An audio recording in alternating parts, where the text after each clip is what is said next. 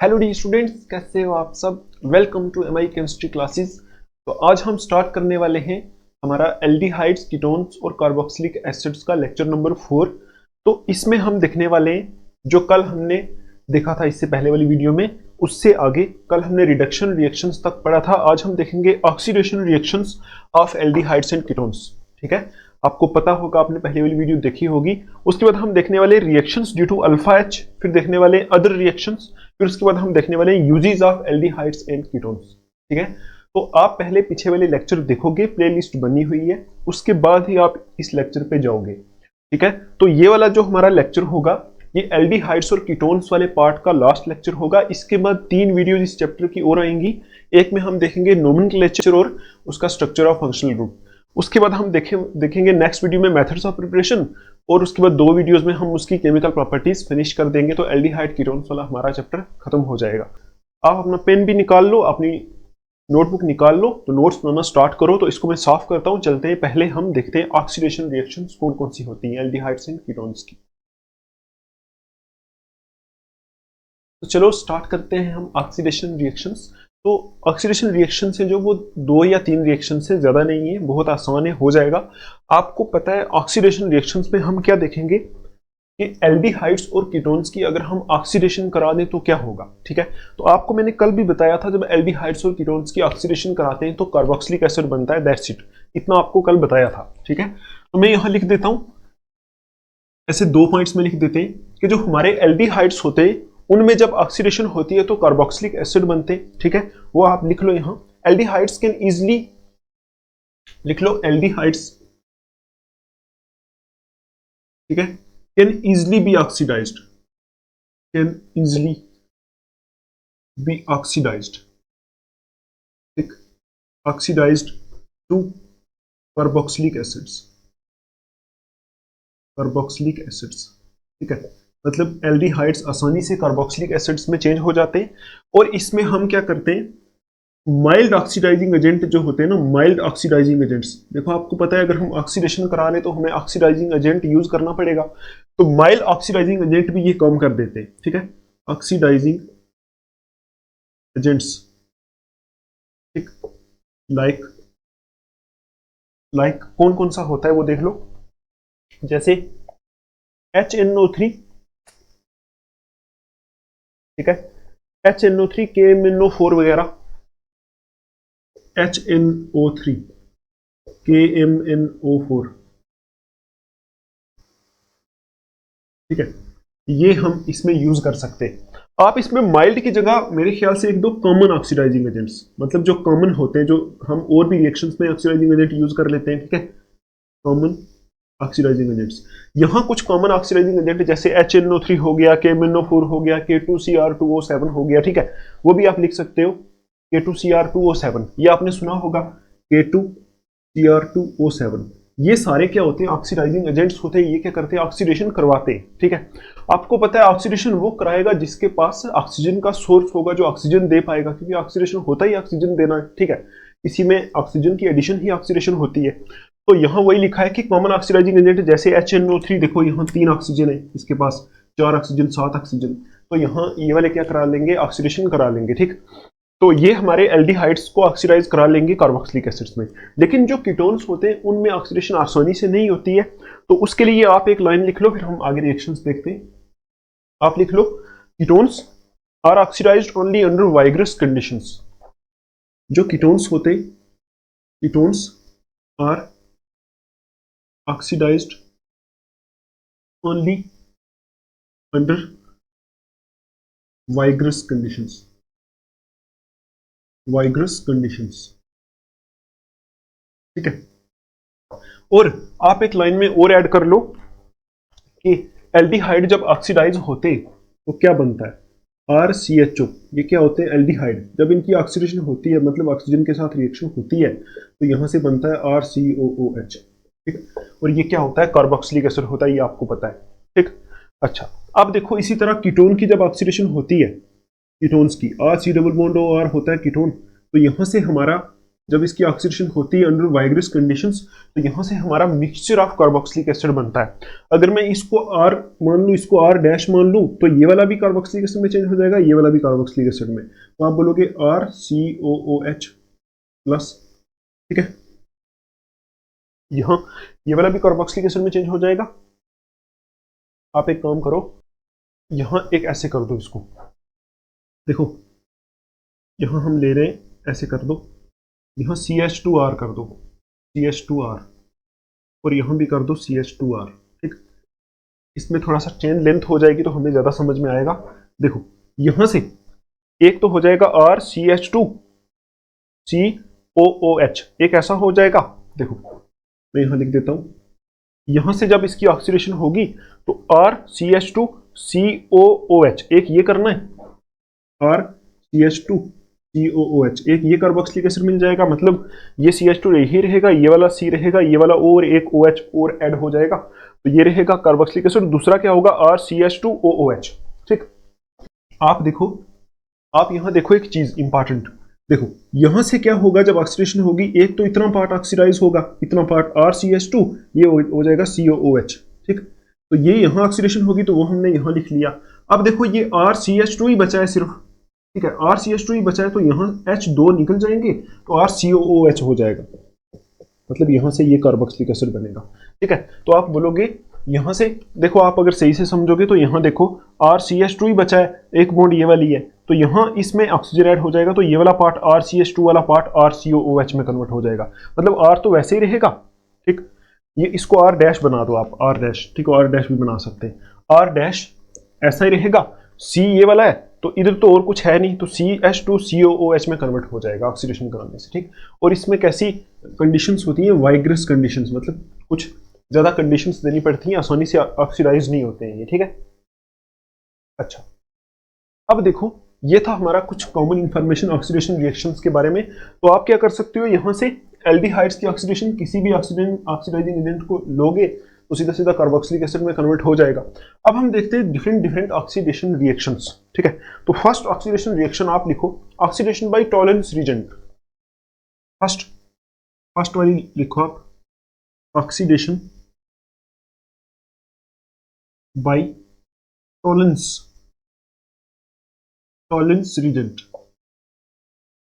Tolerance reagent से oxidation कैसे होगी, ठीक है। तो आप देखो टॉलरेंस रीजेंट से ऑक्सीडेशन कराने का क्या तरीका है, यहाँ इसको अंडरलाइन कर देते हैं। आई होप आपने ये लिख लिया होगा, मैं इसको साफ कर देता हूँ, ठीक है। हम सिर्फ ऑक्सीडेशन रिएक्शंस देखने वाले हैं, ये आपको सिर्फ थोड़ा सा याद रखना है कि ऐसे ऐसे होगा। इसको साफ कर देते हैं, ठीक। अच्छा, अब देखो टॉलरेंस रीजेंट से ऑक्सीडेशन कैसे होगी। तो आप देखो यहाँ लिखा है टॉलरेंस टॉलरेंस रीएजेंट। पहले तो ये पता होना चाहिए टॉलरेंस रीएजेंट होता क्या है, ठीक है। तो आप लिखोगे यहाँ tolerance reagent is ammoniacal silver nitrate solution. ये जो टॉलरेंस रीएजेंट होता है ना, टॉलरेंस रीएजेंट, ये क्या होता है, is ammoniacal ammoniacal AgNO3 solution. मतलब ये एक सॉल्यूशन होता है जिसमें, कैसा सॉल्यूशन होता है, अमोनिकल सिल्वर नाइट्रेट, मतलब सिल्वर नाइट्रेट प्लस कुछ अमोनिया उसमें डाला होता है, ठीक है। तो इसको बोलते हैं अमोनिकल सिल्वर नाइट्रेट सॉल्यूशन, ठीक है। ये होता है हमारा टॉलरेंस रीजेंट। तो इसके साथ ऑक्सीडेशन कैसे होगी ये देखते हैं, ठीक है। आप यहां एक पॉइंट लिख लो, when aldehydes are heated with Tollens reagent. मैं यहां लिख देता हूं, जब एल्डिहाइड्स को हम हीट करते हैं, when aldehydes are heated with Tollens reagent, Tollens reagent, ठीक है। अच्छा, CHO ग्रुप इज ऑक्सीडाइज्ड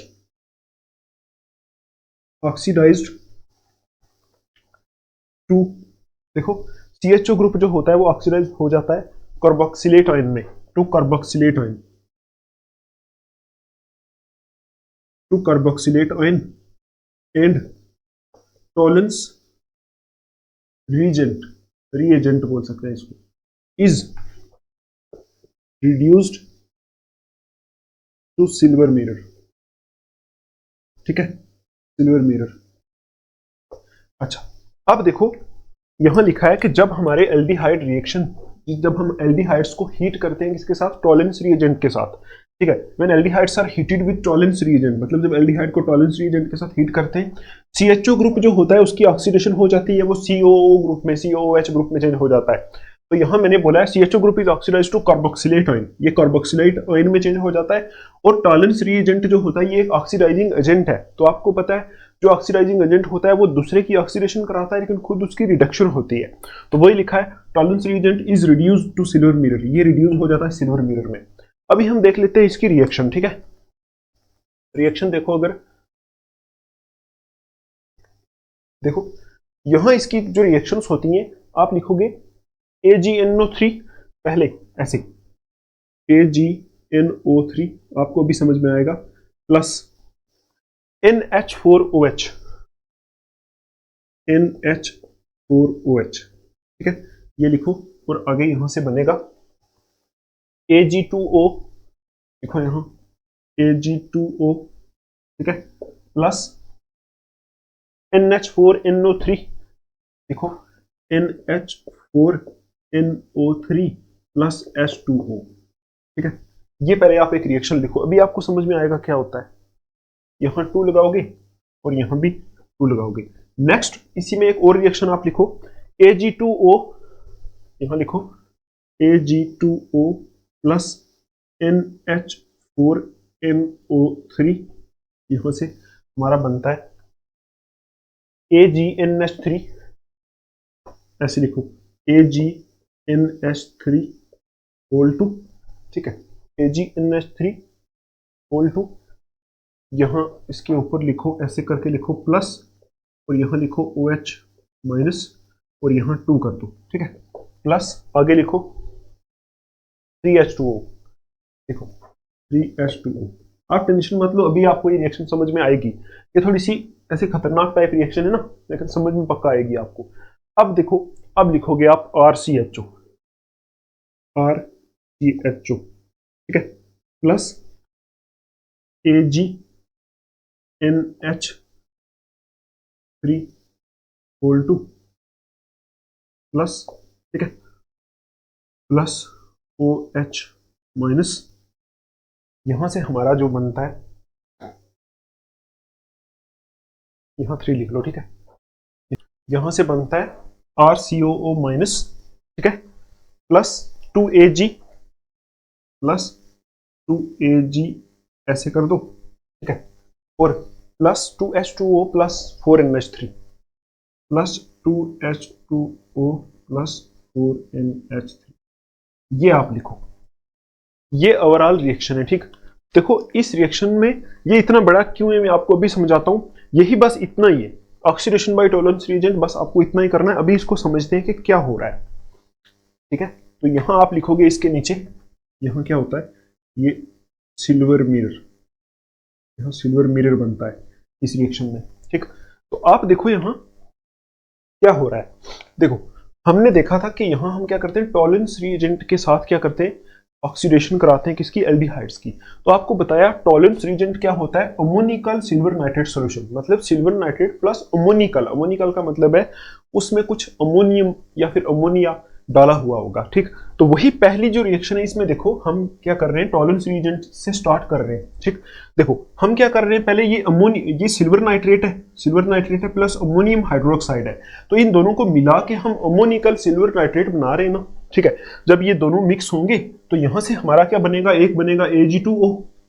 ठीक, देखो ये एक्चुअल में टॉलरेंस रिएजेंट है, इन दोनों को मिक्स करेंगे तो टॉलरेंस रिएजेंट बनेगा। टॉलरेंस रिएजेंट में आगे क्या होगा, देखो एक तो यहां से Ag2O बनेगा प्लस NH4NO3 बनेगा, देखो अमोनियम नाइट्रेट बनेगा प्लस H2O बनेगा।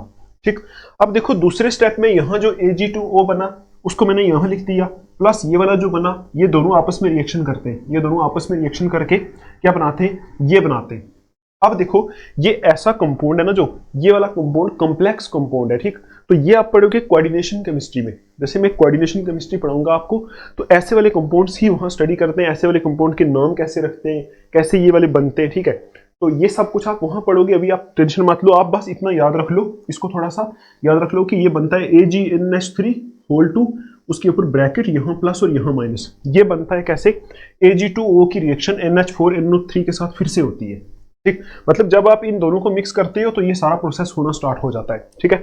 तो साथ में H2O बनता है। अब देखो फाइनली ये वाला जो पार्ट होता है, ये वाला जो बनता है, ठीक है, ठीक है, silver plus ammonia, silver plus ammonia ना ये, ठीक है। तो देखो ये वाला जो कंपाउंड बनता है उसको मैंने यहां लिख दिया है, और ये जो OH माइनस है इसको अलग से यहां लिख दिया है, ठीक है, 3OH माइनस।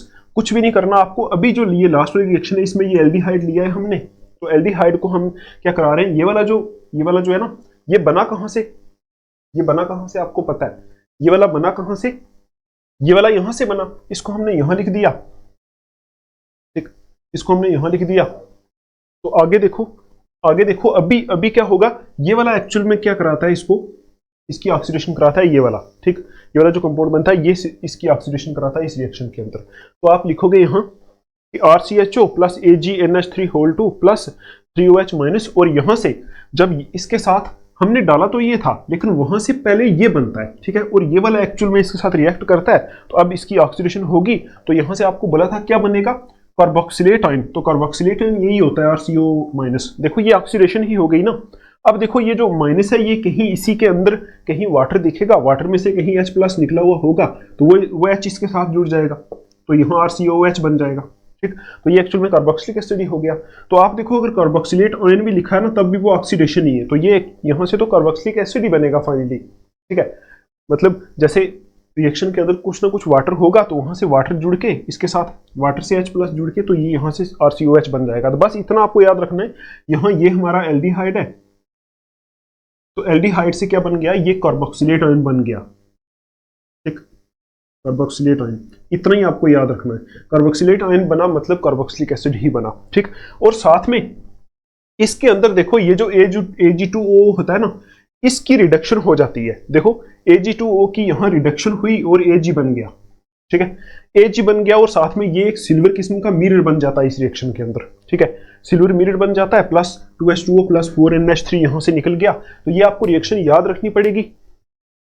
तो इस रिएक्शन में आप बोलोगे, इस रिएक्शन में बोलोगे क्या होता है, एल्डिहाइड किस में कन्वर्ट हो जाता है, कार्बोक्सिलेट आयन में या फिर कार्बोक्सिलिक एसिड में, और साथ में क्या बनता है, एक सिल्वर मिरर बनता है। तो ये एक किस्म का टेस्ट भी होता है एल्डिहाइड को टेस्ट करने का। मतलब अगर हमारे पास कोई कंपाउंड है, हमें कैसे पता चलेगा वो एल्डिहाइड है, हम क्या कराते हैं, उसकी ऑक्सीडेशन कराते हैं टॉलरेंस रिएजेंट से, और वो जो रिएक्शन होती है उसमें टेस्ट ट्यूब में अगर रिएक्शन करेंगे तो टेस्ट ट्यूब के अंदर हमारा एक सिल्वर किस्म का ऐसे मिरर बनता है, ठीक, सिल्वर मिरर बनता है, ठीक है। तो इसीलिए ये जो रिएक्शन होती है ना, इसको सिल्वर मिरर टेस्ट भी बोलते हैं। आप ये भी लिख सकते हो, इस वाली रिएक्शन को सिल्वर मिरर टेस्ट भी बोलते हैं, ठीक है, क्योंकि इसमें हमारा सिल्वर कलर का एक मिरर भी बनता है। वो आपको पता है कैसे बनता है, यहाँ से जैसे रिएक्शन होती है Ag2O की रिडक्शन हो जाती है, तो सिल्वर मिरर यहाँ रिएक्शन में बन जाता है। तो यही थी हमारी ऑक्सीडेशन बाय टॉलरेंस रिएजेंट। और यहाँ एल्डिहाइड्स की क्या होती है, ऑक्सीडेशन होती है, और यूज क्या होता है, टॉलरेंस रिएजेंट, ठीक। और लास्ट में इसमें क्या बनता है, सिल्वर मिरर बनता है। तो आई होप आपको ये समझ में आया होगा, कुछ मुश्किल नहीं है इसमें, आप एक बार लिखो, खुद पढ़ो, देखो आपको समझ में आ जाएगा। ये 2-3 रिएक्शन है इसमें, ये आपको याद रखनी पड़ेंगी, ठीक है, क्योंकि इन कंपाउंड्स के बारे में अभी आपको नॉलेज नहीं है, कोऑर्डिनेशन केमिस्ट्री आपने नहीं पढ़ी, ठीक है। जब मैं पढ़ाऊंगा आपको तो इनकी नॉलेज मिल जाएगी, ठीक है। तो आप सीधा सीधा ये भी लिख सकते हो रिएक्शन, सिर्फ ये भी चल जाएगी, लेकिन आप पूरी लिखोगे तो ज्यादा सही है, ठीक है। तो अभी देखो ये खत्म हुई हमारी रिएक्शन, अभी आगे वाली रिएक्शन के ऊपर चलते हैं। उसका नाम है ऑक्सीडेशन बाय फैलिंग सॉल्यूशन, ठीक। तो इसको साफ कर देते हैं, लिख लो आप इसको।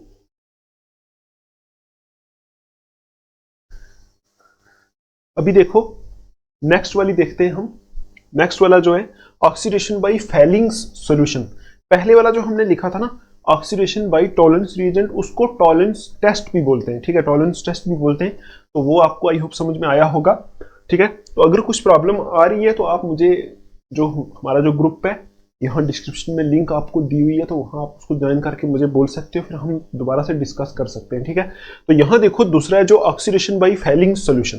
तो फैलिंग सॉल्यूशन से ऑक्सीडेशन हम कराएंगे। यहाँ फैलिंग सॉल्यूशन क्या होता है, तो आप देखो यहाँ जब आप लैब में जाते हो तो आपको यहाँ लैब में 2 डब्बे मिलते हैं इतने इतने, ठीक है। एक के ऊपर लिखा होता है फैलिंग सोल्यूशन ए, एक के ऊपर लिखा होता है फैलिंग सोल्यूशन बी, ठीक है।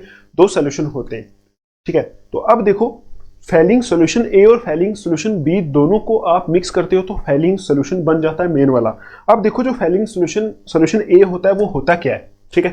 हम यहां देख लेते हैं उसको। आप लिखो फैलिंग ए जो होता है, फैलिंग ए होता है लैब में, और दूसरा मिलता है आपको फैलिंग बी, ठीक है। ए और बी दोनों मिलते हैं। तो फैलिंग ए जो होता है वो होता है अक्वस copper sulphate, अक्वस CuSO4, अक्वस copper sulphate होता है। फैलिंग बी जो होता है एल्कलाइन सोडियम पोटेशियम टार्ट्रेट होता है, एल्कलाइन सोडियम पोटेशियम टार्ट्रेट, ठीक है, ये होता है, ठीक। और ये जो सोडियम पोटेशियम टार्ट्रेट होता है इसको रशिले सॉल्ट भी बोलते हैं, ये वाला ROCHELLE, रशिले सॉल्ट भी बोलते हैं। मतलब ये दोनों, फैलिंग ए जो होता है हमारे पास वो ये कंपाउंड होता है, और फैलिंग बी जो होता है वो हमारे पास एल्कलाइन सोडियम पोटेशियम टार्ट्रेट होता है, जिसको रशिले सॉल्ट बोलते हैं। इन दोनों को मिक्स जब हम करते हैं इक्वल प्रोपोर्शन में तो हमारे पास जो बनता है वो बनता है फैलिंग सोल्यूशन, ठीक। तो लैब में आपको 2 छोटी छोटी बॉटल्स दिख रही हैं, एक के ऊपर लिखा होता है फैलिंग ए, एक के ऊपर फैलिंग बी, होता तो वो यही है, ठीक है। तो आप यहाँ एक लाइन और ऐड करो, these two solutions are mixed in equal amounts. यहां आप बोलोगे these two solutions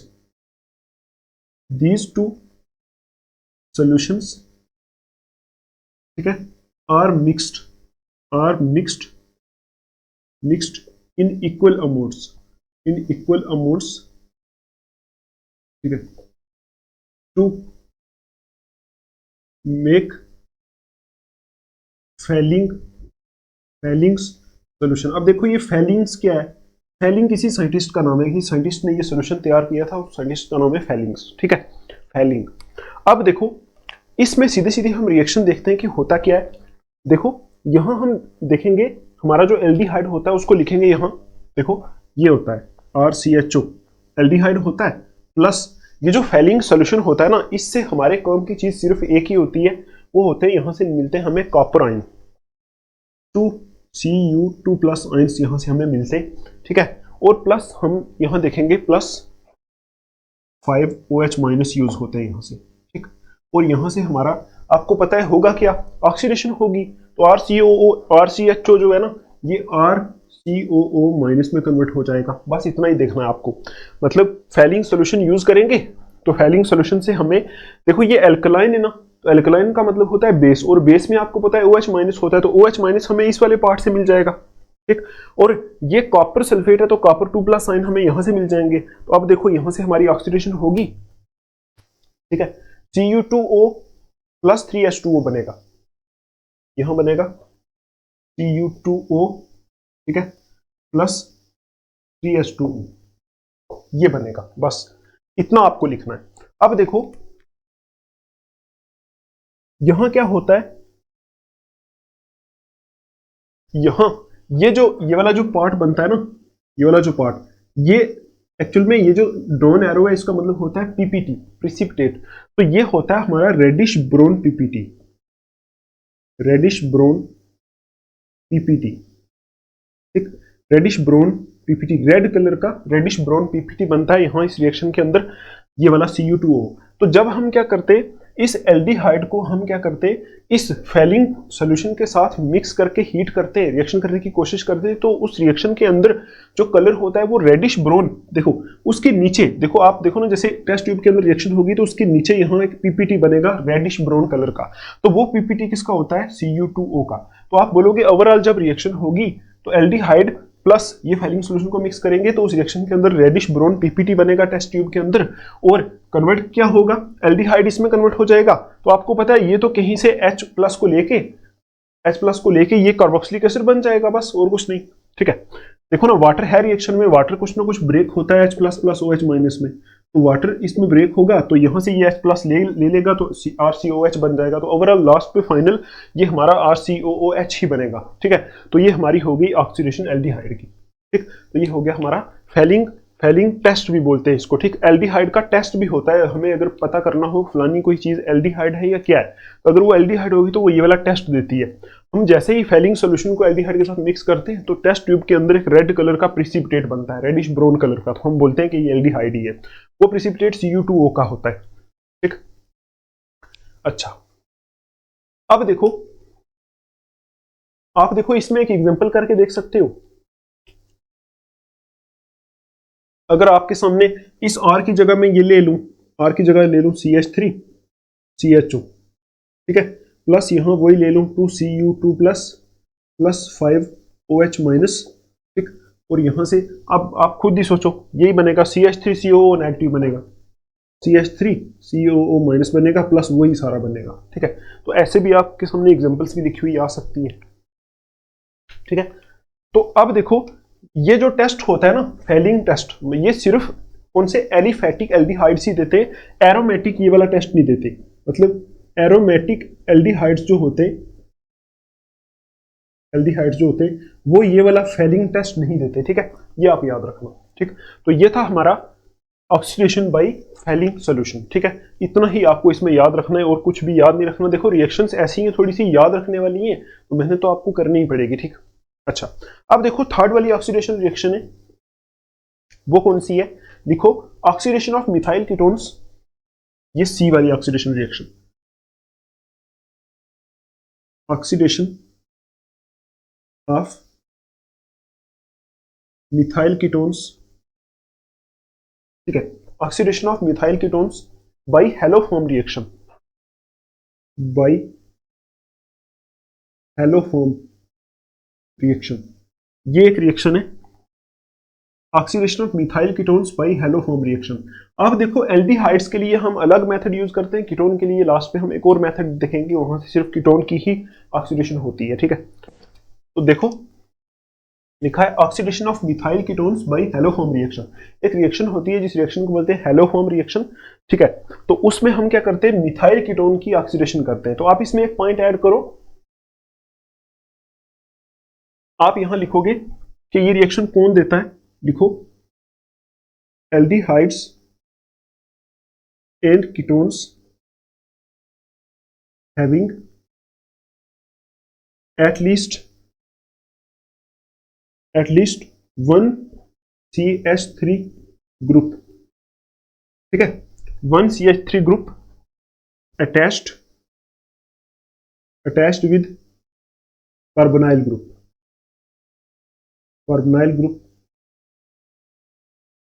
having one CH3 group attached with carbonyl group, ठीक है, are easily oxidized by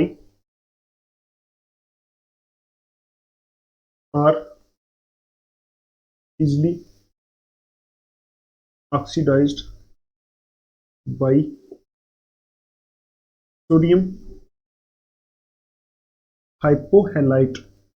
hypohalite solution, ठीक।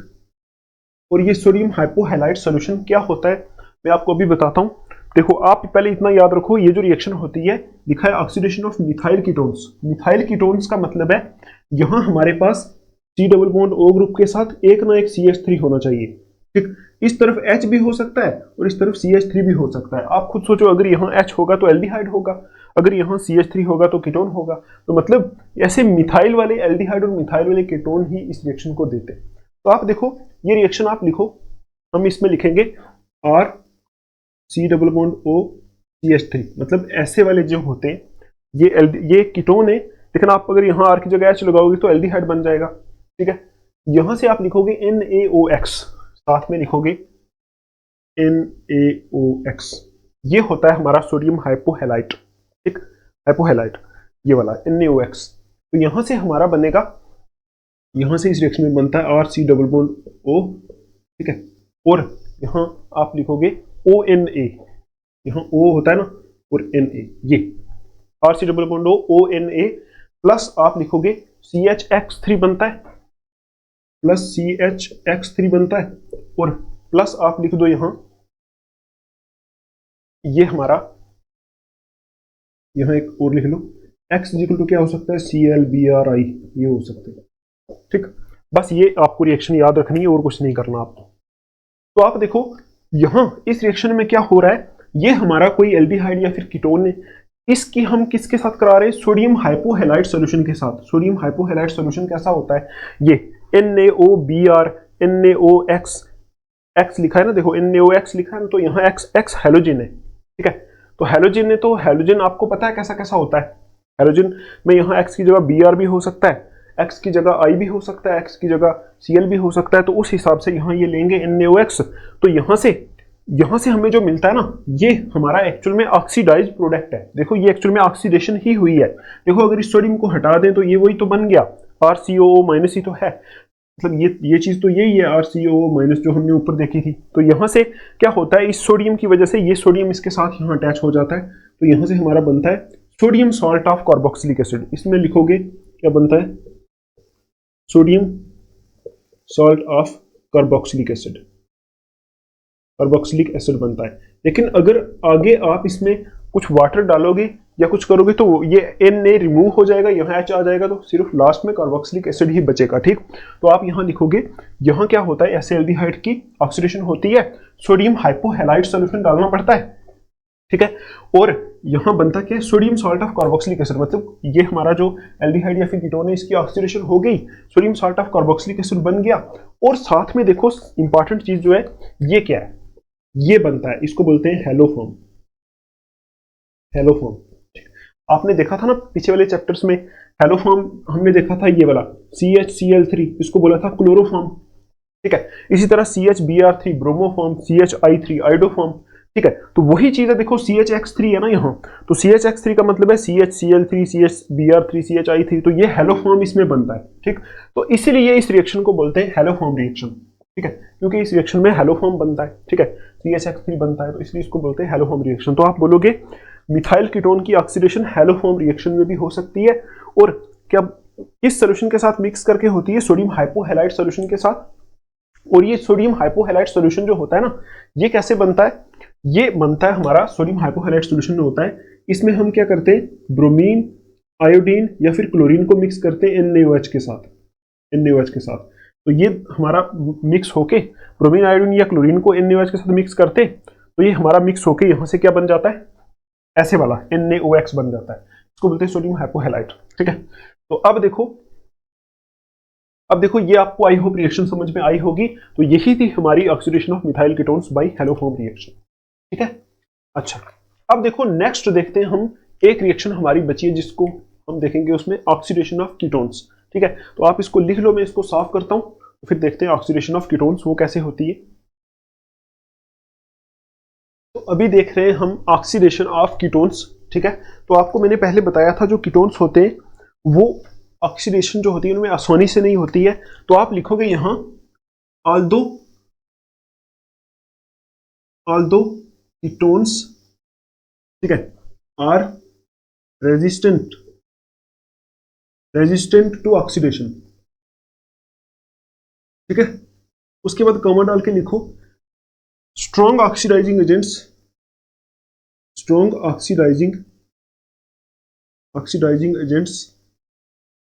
ठीक है, like strong oxidising agent like alkaline KMnO4, alkaline KMnO4 या फिर कंसंट्रेटेड HNO3। ये जो क्या करते हैं, can oxidise aldehydes, sorry oxidise aldehyde नहीं, कीटोन्स, ये कीटोन्स को ऑक्सीडाइज करा सकते हैं, ठीक है। तो आप देखो कैसे ऑक्सीडाइज करा सकते हैं, ये हम देख लेते हैं। तो आप देखो यहां हम क्या करेंगे, एक एल्डिहाइड ले लेते हैं पहले, सॉरी मैं एल्डिहाइड बोल रहा हूँ, कीटोन ले लेते हैं। तो कीटोन जो है वो हमारा सपोज ये वाला है CH3, ठीक है। और यहां आप ले लो, एक काम कर लेते हैं, ऐसा ले लेते हैं CH2R, ठीक है।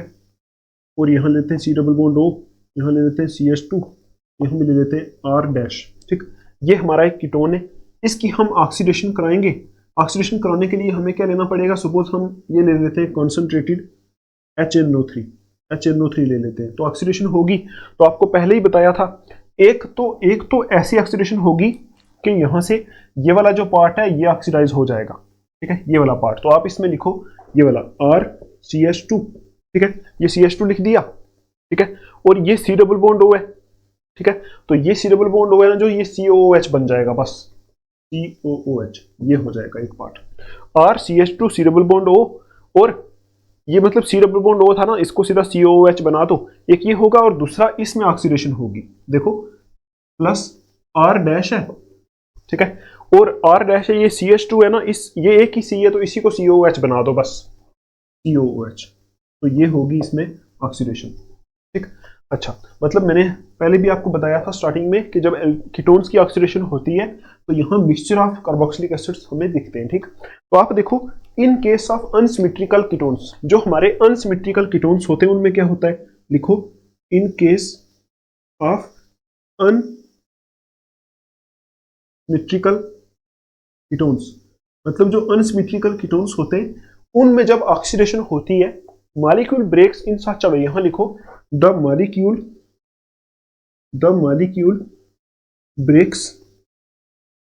breaks in such a way, molecule breaks in such a way, ठीक है, that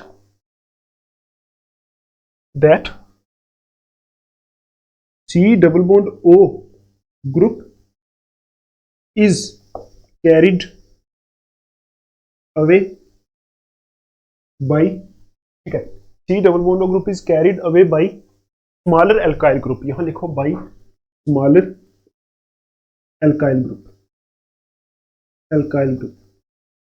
ठीक है। तो आप देखो हमने क्या करना है, एक कीटोन लेना है जिसमें हमारे पास ऐसा होगा, देखो एग्जाम्पल में आप लिखो यहां, अगर हम ले लें ये वाला ketone, suppose CH3 C double bond O और CH2 CH3 ये कीटोन है, ठीक है। तो आप देखो यहां ये हमारा एक कीटोन है, ये अनसिमेट्रिकल कीटोन है, जैसे मैंने आपको स्टार्टिंग में बताया था मिक्स्ड कीटोन है, यहां ग्रुप CH3 लगा हुआ है, यहां ग्रुप ये वाला लगा हुआ है, ठीक। तो ये वाला ग्रुप स्मॉलर है और ये वाला ग्रुप बड़ा है, ठीक है।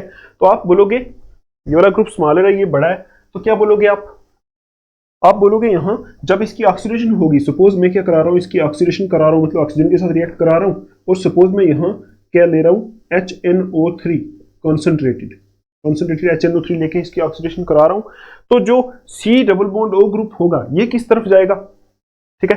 देखो दो चांसेस है हमारे पास, या तो ये CH3 इस ग्रुप को ले जाएगा, या फिर ये वाला इस ग्रुप को ले जाएगा, इस ग्रुप को ये वाला बड़ा पार्ट ले जाएगा। तो ऊपर देखो हमने यही लिखा है in case of unsymmetrical ketones, मतलब जब हमारे अनसिमेट्रिकल कीटोन्स होते मॉलिक्यूल्स ब्रेक इन सच अ वे, मतलब मॉलिक्यूल इस तरह से ब्रेक होता है कि C double bond O group is carried away by smaller alkyl group, ये वाला जो ग्रुप होता है ये स्मॉलर एल्काइल ग्रुप इसको लेके चला जाता है, ठीक। तो आप देखो यहाँ स्मॉलर एल्काइल ग्रुप कौन सा है, ये वाला, तो ये क्या करेगा, C को लेके जाएगा, तो आप बोलोगे क्या यहाँ बनेगा CH3 COOH बनेगा, तो देखोगे यहाँ CH3 COOH, एक तो ये बनेगा, प्लस ये वाला जो ग्रुप है इसके साथ अब ये तो रहा नहीं, तो ये ग्रुप इतना ही बचा, इतना ही, तो ये इसकी खुद ऑक्सीडेशन हो जाएगी, ये वाला लिखो CH3 CH2, देखो CH3 CH2, और ये लिखा ना CH3 CH2, और ये वाला जो है ना इसकी ऑक्सीडेशन हो जाएगी, ये COH में कन्वर्ट हो जाएगा, बस आगे लिख लो COOH। तो ये हमारे बनेंगे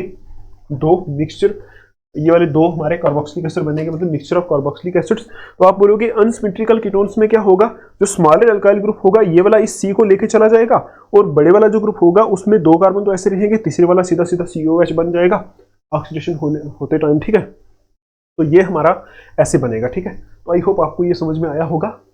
तो यहां तक हमारी ऑक्सीडेशन रिएक्शंस थी, कौन कौन सी हमने पढ़ी, पहली देखी हमने टॉलरेंस रिएजेंट के साथ, उसके बाद देखी फेलिंग सॉल्यूशन के साथ, फिर हमने देखी हैलोफॉर्म रिएक्शन में, फिर हमने कीटोन्स की ऑक्सीडेशन अलग से करवा के देखी कि स्ट्रॉन्ग ऑक्सीडाइजिंग एजेंट कीटोन्स को ऑक्सीडाइज कर सकते हैं, और अगर दोनों ग्रुप सेम होंगे, देखो ये और ये अगर सेम है तो कुछ ऐसा बनेगा, ठीक है। किसी एक के साथ ये वाला चला जाएगा और दूसरा तो सीधा सीधा यहां से ऑक्सीडाइज हो जाएगा, ठीक है। देखो RCOOH कर दिया यहाँ, RCOH, तो यहाँ हमने CH2 लिखा और इसको COH बना दिया। तो अगर अनसिमेट्रिकल होगा तो फिर क्या होगा, अनसिमेट्रिकल के केस में हमारा क्या हो जाएगा, जो स्मॉलर एल्काइल ग्रुप है वो C double bond O group को लेके चला जाएगा, और दूसरा जो होगा वो वाला उसकी अपनी ऑक्सीडेशन होकर COH में कन्वर्ट हो जाएगा। तो यही थी हमारी ऑक्सीडेशन रिएक्शंस।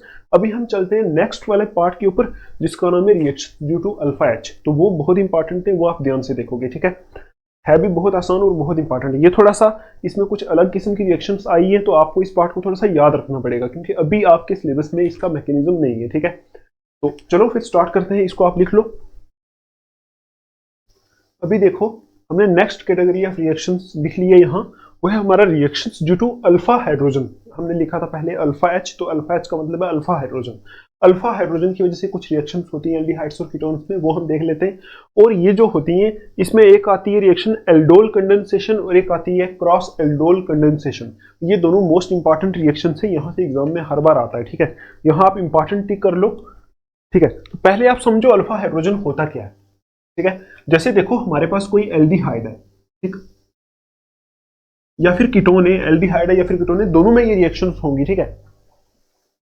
देखो हमारे पास सपोज ये कीटोन है, C double bond O CH3 CH3, और ये हमारे पास एक एल्डिहाइड है C double bond OH CH3, ठीक है। एक एल्डिहाइड हमारे पास ये वाला है C double bond O HH, ठीक, और एक ये वाला है C double bond O CH2 CH3 और H।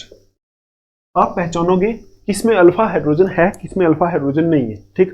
तो आप देखो यहाँ, देखो अल्फा हाइड्रोजन क्या होता है, जो ये वाला ग्रुप होता है ना C डबल बॉन्ड O, इसके जो नेक्स्ट वाला कार्बन होता है उस कार्बन को बोलते हैं अल्फा कार्बन। देखो इस ग्रुप के नेक्स्ट वाला कार्बन ये अल्फा कार्बन होता है, इसको बोलते हैं अल्फा कार्बन, ठीक। और ये वाला जो कार्बन है ये भी अल्फा कार्बन है, और इस अल्फा कार्बन के ऊपर जो हाइड्रोजन लगे हुए होते हैं उन हाइड्रोजन को बोलते हैं अल्फा हाइड्रोजन, ठीक। तो आपसे ये पूछे क्या इस वाले कंपाउंड में अल्फा हाइड्रोजन है, तो आप बोलोगे यस, 3 अल्फा हाइड्रोजन ये वाले, 3 अल्फा हाइड्रोजन ये वाले, तो इनको बोलते हैं अल्फा हाइड्रोजन, ठीक। देखो एक बात है, अल्फा हाइड्रोजन होने के लिए अल्फा कार्बन पहले चेक करना पड़ेगा। अगर अल्फा कार्बन है ही नहीं तो फिर अल्फा हाइड्रोजन भी नहीं होंगे, ठीक। तो इसमें देखो ये वाला हमारा ग्रुप है, इसके इस तरफ ये कार्बन लगा हुआ है, इसको बोलेंगे अल्फा कार्बन, तो इसका मतलब इसमें भी क्या है, अल्फा हाइड्रोजन है। तो ये हाइड्रोजन है लेकिन ये अल्फा हाइड्रोजन नहीं है, ठीक है, क्योंकि यहाँ तो पहले अल्फा कार्बन चेक करेंगे ना, अल्फा कार्बन नहीं होगा तो अल्फा हाइड्रोजन भी नहीं होगा। इसी तरह यहाँ देखो इस वाले ग्रुप में इस तरफ कोई कार्बन नहीं है, इसका मतलब इसमें कोई अल्फा हाइड्रोजन नहीं है, ठीक। इसी तरह देखो इस ग्रुप में, इस ग्रुप के इस तरफ ये अल्फा कार्बन है यहाँ, तो यहाँ सिर्फ दो अल्फा हाइड्रोजन है, तो ये आपको चेक करने आने चाहिए पहले। तो आप देखो यहाँ यही अल्फा हाइड्रोजन जो होते हैं यही इन रिएक्शंस में टेक पार्ट करते हैं, इसलिए इनको बोला गया है reactions due to alpha H, ठीक। अच्छा अब देखो इस केस में पहली जो रिएक्शन होती है reactions due to alpha H के केस में पहली रिएक्शन होती है, उस रिएक्शन को बोलते हैं एल्डोल कंडेंसेशन। Aldol condensation. अब देखो एल्डोल कंडेंसेशन क्या होती है, क्यों बोलते हैं, वो सारी चीजें हम इसको यहाँ इसमें डिस्कस करने वाले हैं, ठीक है। तो पहले मैं ये वाला जो लिखा है आप लिख लो, इसको मैं साफ कर देता हूँ। आई होप आपको अल्फा हाइड्रोजन का पता चल गया होगा, ठीक है। तो एक और चीज आप समझ लो यहाँ, ये जो अल्फा हाइड्रोजन होते हैं ना, अल्फा हाइड्रोजन इस केस में ये क्या होते हैं, ये एसिडिक होते हैं, ठीक है। एसिडिक होते हैं, इसका मतलब क्या है, देखो C डबल बॉन्ड OH, ये हमारा सपोज C ऐसा है और CH3 है, ठीक।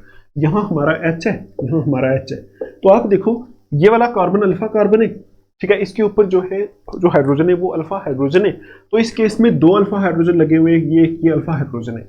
आप देखो ये एसिडिक क्यों होते हैं, आपको पता है ये वाला जो ग्रुप होता है ना, ये वाला ग्रुप ये क्या करता है, ये इलेक्ट्रॉन विदड्रॉइंग ग्रुप होता है, मतलब ये अपनी बॉन्ड इस तरफ दे देगा क्योंकि यहाँ इलेक्ट्रोनेगेटिव ऑक्सीजन लगा हुआ है, तो ऐसा कुछ होता है। आपको मैंने पहले भी बताया था, ये वाली बॉन्ड ये इस तरफ दे देता है तो यहाँ माइनस चार्ज आ जाता है, यहाँ प्लस चार्ज आ जाता है। तो आप देखो अगर यहाँ प्लस चार्ज है तो इसको इलेक्ट्रॉन की जरूरत है, तो ये अपने इलेक्ट्रॉन कहाँ से खींच के पूरा करता है, यहाँ से इलेक्ट्रॉन खींचता है इधर से।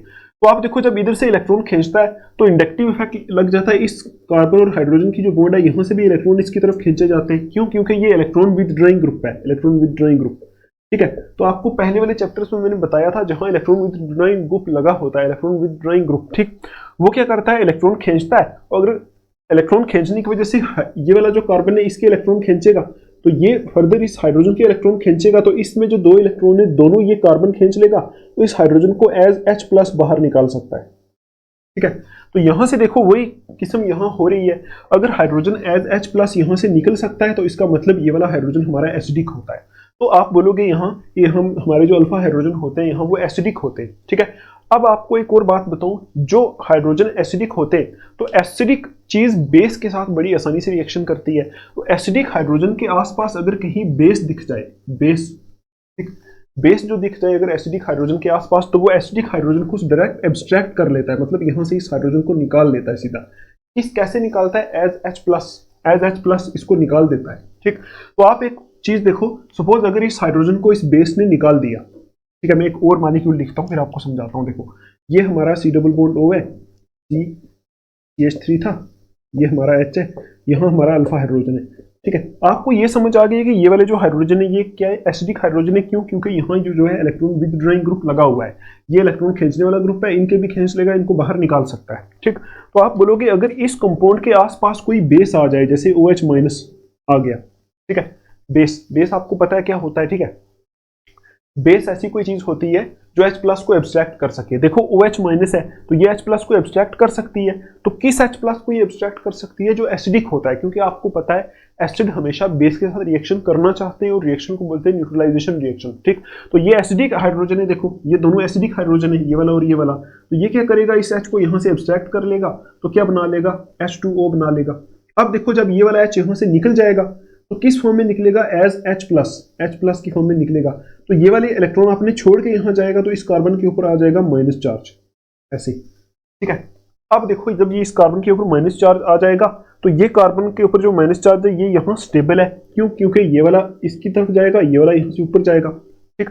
और ये एक्चुअल में किसी रेजोनेंस फॉर्म में हो जाएंगी। देखो ये O के ऊपर माइनस आ गया, इधर H है, यहाँ डबल बॉन्ड CH हो गया, ठीक है, CH3।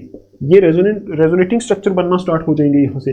फिर से दूसरे स्टेप में ये इधर जाएगा, ये इधर जाएगा, तो ये ऐसे घूमना स्टार्ट हो जाएगा। मतलब ये माइनस चार्ज यहाँ इसके ऊपर आ जाता है जब बेस क्या करता है? इसके H को एब्स्ट्रैक्ट कर लेता है, ठीक है। तो अब देखो यही चीज आपको समझनी है। ये आपको अगर समझ में आ गई तो अभी हम देखते हैं आगे रिएक्शन में क्या होगा, ठीक। तो आप देखो, आप लिखो एक पॉइंट यहाँ, देखो यहां लिखो aldehydes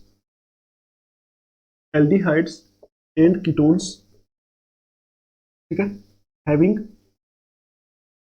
eight least one alpha H।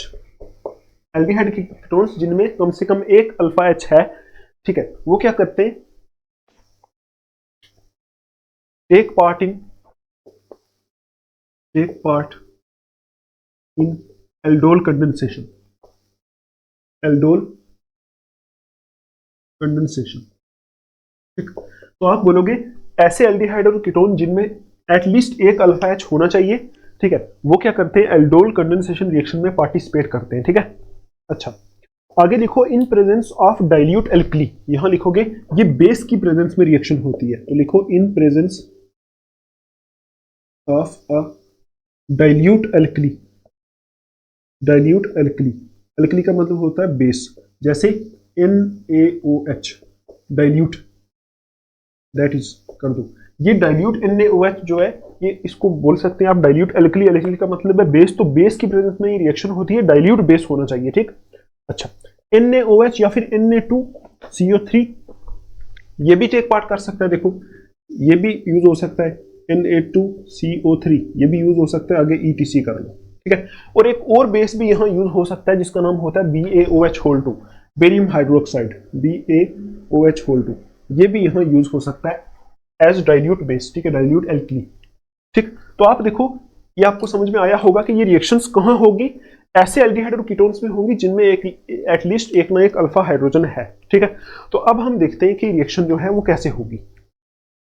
पहले स्टेप में आप देखोगे जो हमारे, ऐसे में लिख देता हूं यहां C डबल बॉन्ड O, ठीक है, ये वाला, और यहां C है, इसके ऊपर एक अल्फा हाइड्रोजन है, ठीक है।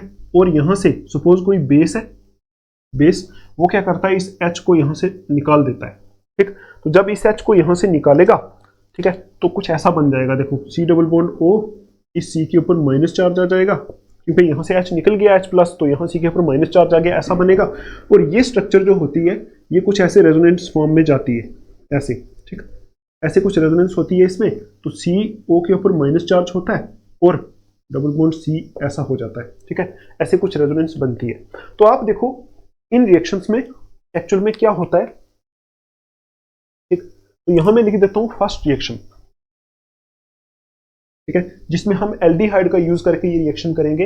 हम क्या लेते हैं इसमें, दो सेम किस्म के एल्डिहाइड या फिर दो सेम किस्म के कीटोन लेते हैं। देखो यहां हम ले रहे हैं एक CH3 C double bond O, ठीक है, CH3 C double bond O, और यहां ले रहे हैं हम साथ में H, ये एक एल्डिहाइड है, ठीक, प्लस यही एल्डिहाइड दोबारा ले रहे हैं, ठीक है, यही वाला जो एल्डिहाइड है इसी को हम दोबारा लिख रहे हैं, और इसको हम कुछ ऐसे लिख रहे हैं CH2 CHO, और यहां लिख रहे हैं H, ठीक है। अब देखो ये वाला कंसेप्ट जो है ना ये यहां लगेगा, ठीक, तो आप देखो यहां हमने क्या किया, हमने दो सेम एल्डिहाइड, ये दोनों सेम है, देखो CH3 CHO ये भी है, और CH3 है ये एक्चुअल में CH2 प्लस CH3 CHO ये भी दोनों है, दोनों एल्डिहाइड हम यहां ले रहे हैं।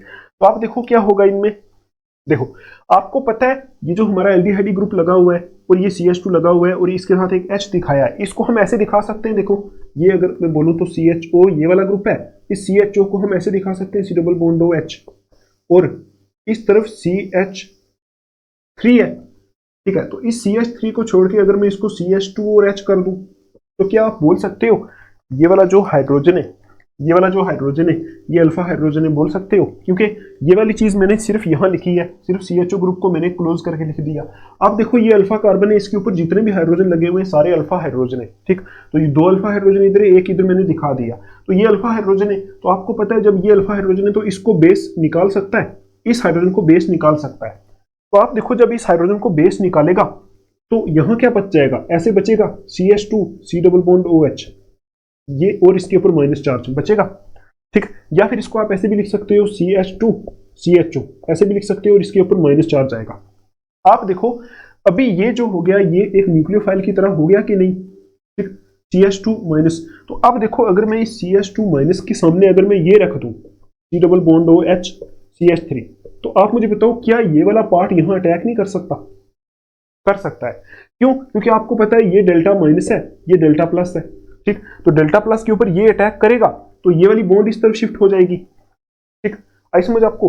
तो वही चक्कर यहां लगेगा। देखो हमने क्या किया, हमने पूरी रिएक्शन दिखाने के लिए ये काम किया। तो आप देखो यहां से क्या होगा, एक चीज आप और समझ लो फिर उसके बाद देखते हैं। देखो जब ये वाला यहां अटैक करेगा तो ये वाला पार्ट यहां से ऊपर चला जाएगा, इसको मैं ऐसे दिखा सकता हूं, देखो ऐसे हो जाएगा CH3 CO माइनस हो जाएगा और यहाँ H है, और ये वाला पार्ट इसके नीचे लग जाएगा, यहाँ CH2 CHO ऐसे हो जाएगा, ठीक। अब देखो ये जो O माइनस है ये O माइनस है, ठीक, तो ये O माइनस है, इसकी जगह आप क्या करोगे, यहाँ बेस ने जो H लिया था ना H, ये बेस ने जो H लिया था वो वाला H क्या कर लेता है, ये O फिर से यहाँ से ले लेता है, तो यहाँ से ये बन जाता है OH, तो कुछ ऐसा बन जाता है, ठीक है।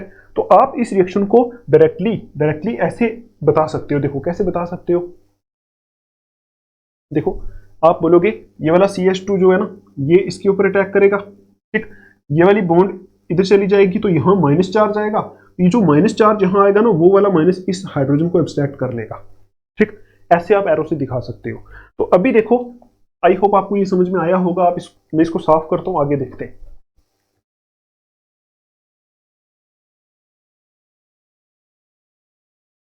ठीक, देखो अभी देखो अभी क्या होगा, तो आप अभी क्या करो, आपको समझ में आ गया होगा कि आप बेस इस H को एब्स्ट्रैक्ट करेगा तो यहाँ आएगा माइनस चार्ज, तो वो माइनस डायरेक्ट इसके ऊपर अटैक कर सकता है। तो आप बोलोगे यहाँ से कुछ ऐसा बनेगा CH3 ये वाला, CH3 कौन सा लिखा मैंने, ये वाला, उसके बाद ये वाली बॉन्ड C लिख दिया। अब देखो ये इसके ऊपर यहां से जब ये अटैक करेगा ये बॉन्ड इधर जाएगी, तो यहाँ सिंगल बॉन्ड O माइनस होगा, तो वो जो O माइनस होगा ना वो इस H को फिर से ले लेगा बेस से, या फिर आप ऐसे भी दिखा सकते हो ये H ले लेगा तो यहाँ क्या बन जाएगा एक्चुअल में OH, ये OH बन जाएगा, ठीक। अच्छा उसके बाद देखो ये हाइड्रोजन नीचे है, इसको नीचे लिख दो, हाइड्रोजन नीचे है। अब ये वाला पार्ट ये H, ये वाला H तो चला गया यहाँ से इसके पास O के पास, तो ये CH2 CHO पार्ट कहाँ जुड़ जाएगा, इस कार्बन के साथ, ठीक। तो आप बोलोगे यहाँ CH2 CHO पार्ट यहाँ जुड़ गया। तो आप देखो जब ये हमारी रिएक्शन होगी दो एल्डिहाइड के बीच में या फिर दो कीटोन के बीच में, ये रिएक्शन होती है एल्डोल कंडेंसेशन, दोनों सेम के बीच में, ठीक है, दोनों एल्डिहाइड दोनों कीटोन सेम होने चाहिए। तो देखो यही एल्डिहाइड यही कीटोन इधर रखा है ये भी एल्डिहाइड, ये भी एल्डिहाइड इधर रखा है, ठीक है। तो ये वाला पार्ट इसके साथ जुड़ गया। तो ऐसे जो ये वाली जो चीज बनी, तो आगे आपको ये एरो के ऊपर लिखना है डाइल्यूट, क्या लिया था इसमें, डाइल्यूट NaOH लिया था, ठीक। और यहां ये रिवर्सिबल का साइन लगा दो आप, ये रिवर्स होता है स्टेप, ठीक। अब देखो ये वाला जो पार्ट बना, ठीक, ये वाला जो पार्ट बना, इस पार्ट को आप क्या बोल सकते हो, इस पार्ट को हम एल्डोल बोलते हैं। एल्डोल क्यों बोला, देखो एल्ड, एल्ड का मतलब होता है एल्डिहाइड, देखो इसमें एल्डिहाइड ग्रुप भी है, ठीक। और ओल का मतलब होता है ये वाला, कौन सा, एल्कोहल, ठीक। तो देखो ना एल्ड ओल है ना, तो इसलिए इस ये वाला जो बना ना हमारा कंपाउंड, इसको बोलते हैं ये हमारा एक एल्डोल है, ठीक है। तो ये एल्डोल है। तो अब देखो नेक्स्ट स्टेप में क्या होता है इसमें, नेक्स्ट स्टेप में होती है जब हम क्या करते हैं, इसको हीट करते हैं, इस रिएक्शन को, इस वाले कंपाउंड को जब हम हीट करते हैं तो यहां से -H2O हो जाता है। -H2O का मतलब होता है डिहाइड्रेशन। तो डिहाइड्रेशन होने के बाद जो चीज हमारी बनती है वो आप देखो क्या बनती है, डिहाइड्रेशन कैसे होती है, आप देखो यहां से ये CH2 है, इसको मैं ऐसे भी लिख सकता हूँ, CH और H भी लिख सकता हूँ।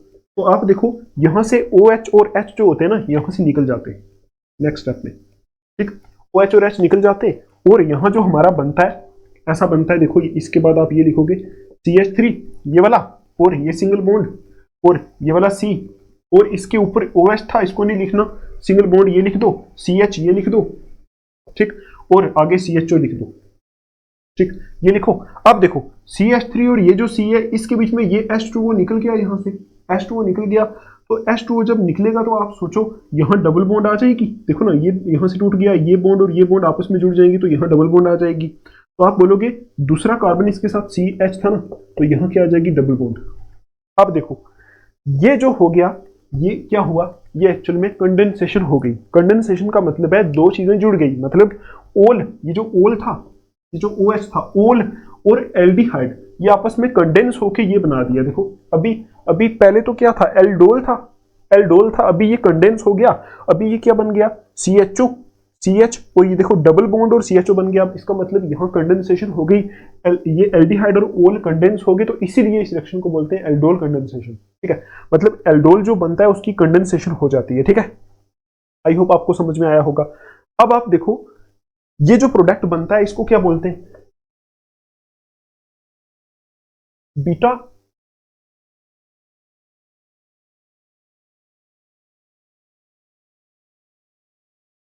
यहां आप लिखोगे ये हमारा क्या है, alpha beta unsaturated, alpha beta unsaturated aldehyde है, अल्फा बीटा अनसैचुरेटेड एल्डिहाइड यहां बन जाता है, ठीक। तो आप देखो अल्फा बीटा अनसैचुरेटेड क्यों बोला है, तो यहां हमारा ये CHO है, ये अल्फा कार्बन है, ये बीटा कार्बन है, अल्फा और बीटा पे हमारी डबल बॉन्ड है। तो आपको पता है डबल बॉन्ड स्टार्टिंग में जब हम हाइड्रोकार्बन चैप्टर पढ़ते हैं तो हमें पता है एक होते हैं सैचुरेटेड, एक होते हैं अनसैचुरेटेड। अनसैचुरेटेड वो होते हैं जिसमें डबल या फिर ट्रिपल बॉन्ड हो, और सैचुरेटेड वो होते हैं जिनमें हमारी सिर्फ क्या होती है, सिंगल बॉन्ड होती है। तो ये हमारा जो कंपाउंड यहाँ लास्ट में बनता है वो होता है अल्फा बीटा अनसैचुरेटेड एल्डिहाइड, ठीक है। ये हमारा इस केस में बनता है। तो आप देखो इसमें आप थोड़ी सी थ्योरी और ऐड कर लो, इस रिएक्शन में आपके काम आएगी। देखो क्या लिखोगे, ऊपर मैंने क्या लिखा है कि इस रिएक्शन में क्या होता है, aldehyde and ketones having at least one alpha hydrogen take part in aldol condensation in presence of a dilute alkali. मतलब यहां ये काम होता है। उसके बाद देखो यहां क्या होता है, two molecules of carbonyl compound, देखो आप क्या होता है यहां, two molecules of carbonyl compound, ठीक है, condenses, condenses to form a beta hydroxyaldehyde, to form a beta hydroxyaldehyde or beta hydroxyketone, beta hydroxyaldehyde or beta hydroxyketone, ठीक, which gets dehydrated on heating, यहां लिखो which gets dehydrated on heating, ठीक है। To form alpha beta unsaturated, to form alpha beta unsaturated, ठीक है, alpha beta unsaturated aldehyde और ketone, यहां aldehyde, aldehyde और कीटोन, ठीक। तो आप बोलोगे इस रिएक्शन में क्या होता है, इस रिएक्शन में क्या होता है कि यहां दो molecule, two molecules of carbonyl compound, मतलब कार्बोनाइल कंपाउंड जो होता है उसके दो मॉलिक्यूल, मतलब एल्डिहाइड या फिर कीटोन, उसके दो मॉलिक्यूल यहां ही कंडेंस हो जाते हैं। देखो कंडेंस का मतलब होता है आपस में जुड़ जाना, तो दो यहां कंडेंस हो जाते हैं to form beta hydroxy aldehyde या फिर बीटा हाइड्रोक्सी कीटोन बनता है। अगर यहां आप एल्डिहाइड लोगे तो बीटा हाइड्रोक्सी एल्डिहाइड बनेगा। देखो बीटा हाइड्रोक्सी है कि नहीं, ये ग्रुप लगा हुआ है, ये अल्फा है, ये बीटा है, तो बीटा के ऊपर हाइड्रोक्सी ग्रुप है, तो ये बीटा हाइड्रोक्सी एल्डिहाइड है। या फिर अगर यहाँ कीटोन लेंगे तो बीटा हाइड्रोक्सी कीटोन भी बनेगा, ठीक। तो जब उसके बाद क्या होता है, इसको हम हीट करते हैं, which gets dehydrated on heating to form alpha beta unsaturated aldehyde और कीटोन। मतलब पहले इस रिएक्शन में दो एल्डिहाइड या फिर दो कीटोन कंडेंस होते हैं और क्या बनता है, बीटा हाइड्रोक्सी एल्डिहाइड या फिर बीटा हाइड्रोक्सी कीटोन यहां बनता है। और इसको जब हम हीट करते हैं तो फिर से ये इसमें डिहाइड्रेशन हो जाती है और लास्ट पे प्रोडक्ट क्या बनता है, अल्फा बीटा अनसैचुरेटेड एल्डिहाइड या फिर अल्फा बीटा अनसैचुरेटेड कीटोन। अभी हम कीटोन का पार्ट लेके करेंगे, ठीक। तो ये अल्फा बीटा अनसैचुरेटेड एल्डिहाइड यहां बना है। तो ये वाली जो रिएक्शन होती है, इस रिएक्शन को बोलते हैं एल्डोल कंडेंसेशन, ठीक है। आई होप आपको ये समझ में आया होगा। देखो आप ऐसे भी बोल सकते हो कि यहां एल्ड और ओल कंडेंस होते, तभी इसको एल्डोल कंडेंसेशन बोलते हैं। या फिर आप ऐसा भी बोल सकते हो कि यहां दो मॉलिक्यूल कंडेंस होते हैं तो कंडेंसेशन यहां से आ गया तो एल्डोल बनता है, तो यहां से एल्डोल आ गया, तो इसलिए इस रिएक्शन को एल्डोल कंडेंसेशन बोलते हैं और कुछ खास नहीं है इसमें, ठीक। आप जैसे मर्जी बोलो, आपकी मर्जी। अच्छा, सिर्फ आपको रिएक्शन समझ में आनी चाहिए कि रिएक्शन में कहां कैसे अटैक होगा तो बनेगी, ठीक। तो ये हमारा पहला पार्ट था जहां हमने दो एल्डिहाइड मॉलिक्यूल्स को लिया था। अभी हम क्या करते हैं, दूसरा पार्ट इसका ले लेते हैं जहां हम दो कीटोन को लेंगे, तो वो हम कंडेंस करा के देखते हैं कैसा बनता है, ठीक है। आप इसको लिखो, मैं थोड़ा सा साफ कर देता हूं, उसको करना पड़ेगा साफ। अभी देखो हम कीटोन लेके करते हैं इसको, तो आप देखो यहां हम कीटोन ले रहे हैं, कौन सा, ये वाला CH3 C double bond O और CH3, ये वाला, ठीक है, plus CH3 C double bond O CH3, ये कीटोन हमने लिया। इसको हम कंडेंस कराएंगे, एल्डोल कंडेंसेशन कराएंगे इसकी, ठीक। तो आपको पता है कि ये सेकंड वाला टाइप वाली रिएक्शन है जिसमें हम कीटोन लेंगे। तो आपको इसके लिए क्या करना पड़ेगा, पहले आप एक काम करोगे, ये वाला CH3 नीचे लिख दो, ये वाला जो CH3 है इसको आपने क्या करना है, यहां लिख देना है। बात तो ये की है, ठीक। और इस केस में आपको क्या करना है, यहां से यहां CH2 करना है और यहां H लिख देना है। तो आप मुझे बताओ क्या इस कीटोन में अल्फा हाइड्रोजन है, दोनों में अल्फा हाइड्रोजन है, ठीक है। तो आपको पता है दोनों में अल्फा हाइड्रोजन है क्योंकि ये वाला ग्रुप लगा हुआ है, ये अल्फा हाइड्रोजन, ये भी अल्फा हाइड्रोजन है, मतलब ये अल्फा कार्बन है, इसके ऊपर जो हाइड्रोजन है ये अल्फा हाइड्रोजन है, तो इसके ऊपर भी अल्फा हाइड्रोजन है। तो आप देखो ये वाला पार्ट देखो, जब बेस डालेंगे इसमें, ठीक है, डाइल्यूट NaOH सपोज डालेंगे, तो ये फर्स्ट स्टेप जो होता है इस केस में रिवर्सिबल होता है। देखो डाइल्यूट NaOH डालेंगे तो क्या होगा, ये यहां से H को एब्स्ट्रैक्ट कर लेगा, ये OH जो होता है ना OH माइनस, वो यहां से इस H को एब्स्ट्रैक्ट करेगा, तो यहां नेगेटिव चार्ज आएगा। तो आप ऐसे लिख सकते हो वो जो नेगेटिव चार्ज होगा इसके ऊपर अटैक करेगा, ठीक। जैसे इसके ऊपर अटैक करेगा वो इधर जुड़ेगा, ये बॉन्ड यहां से इस तरफ शिफ्ट हो जाएगी, और ऐसे दिखा सकते हो ये O के ऊपर माइनस आएगा और वो माइनस किसको, इस H को ले लेगा, ठीक है। आप ऐसा भी बोल सकते हो कि डायरेक्टली यहां से H को ले लेगा, और आप ऐसा भी बोल सकते हो, देखो ना जैसे बेस इसमें पड़ेगा ना रिएक्शन में, तो ये H बाहर होना स्टार्ट हो जाएगा, तो वो H को ये O ले लेगा, ठीक है। या फिर आप ऐसा बोल सकते हो बेस लेगा, फिर बाद में बेस से ये ले लेगा, ये O बेस से भी निकाल सकता है, ठीक है, ये वाला O, ऐसे भी आप बोल सकते हो। तो ये चीज होगी। तो अब आपको पता है क्या होगा आगे, ये CH3 लिखो ऐसे ही, देखो ये CH3 और C और नीचे CH3 मैंने ऐसे ही लिख दिया, ऊपर आपको पता है O के ऊपर माइनस आएगा और वो H इसके पास आ जाएगा, ठीक। ये हो गया OH, ठीक है। अब देखो ये इतना काम हो गया, अभी ये वाला पार्ट इसके साथ जुड़ेगा, CH2 इसके साथ जोड़ दो, देखो CH2 हमने इसके साथ जोड़ दिया, और आगे क्या है, C डबल बॉन्ड O है और CH3 है, ये हो गया हमारा काम। अब देखो, अब ये हमारा बन गया, इसको बोलते हैं कीटोल। कीटोल, पहले को क्या बोला था, एल्डोल, तो ये क्या हमारा कीटोल।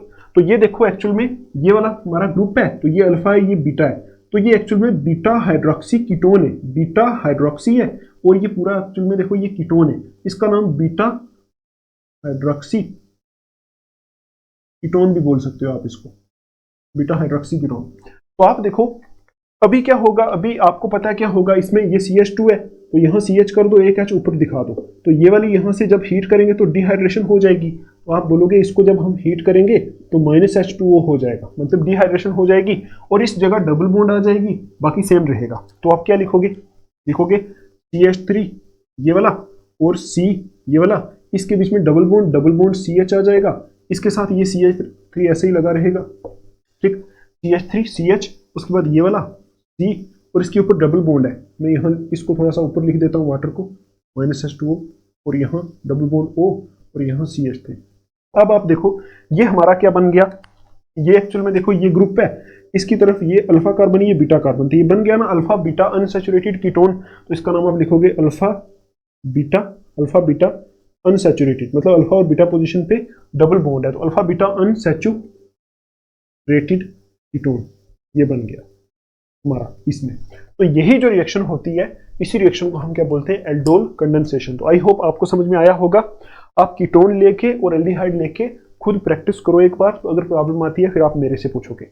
अब देखो ये हमने लिखा है जहां एल्डोल कंडेंसेशन, इसमें क्या हुआ है, इसमें दोनों एल्डिहाइड या फिर कीटोन सेम है, ठीक है। तो अब हम क्या करते हैं, एक इसके आगे इसी की एक फर्दर रिएक्शन होती है, उसको बोलते हैं क्रॉस एल्डोल कंडेंसेशन। तो उसमें क्या होता है, दोनों जो होते हैं वो सेम नहीं होते, दोनों डिफरेंट होते हैं, ठीक है, एक कोई और दूसरा कोई और। तो उसमें करके देखते हैं।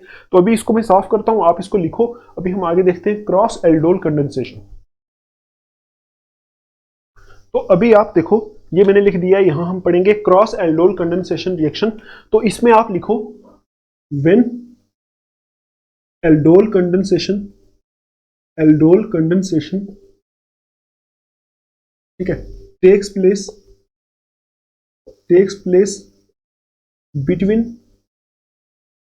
two different aldehydes or ketones, between two different aldehydes, ठीक है, are ketones, it is called देखो क्रॉस एल्डोल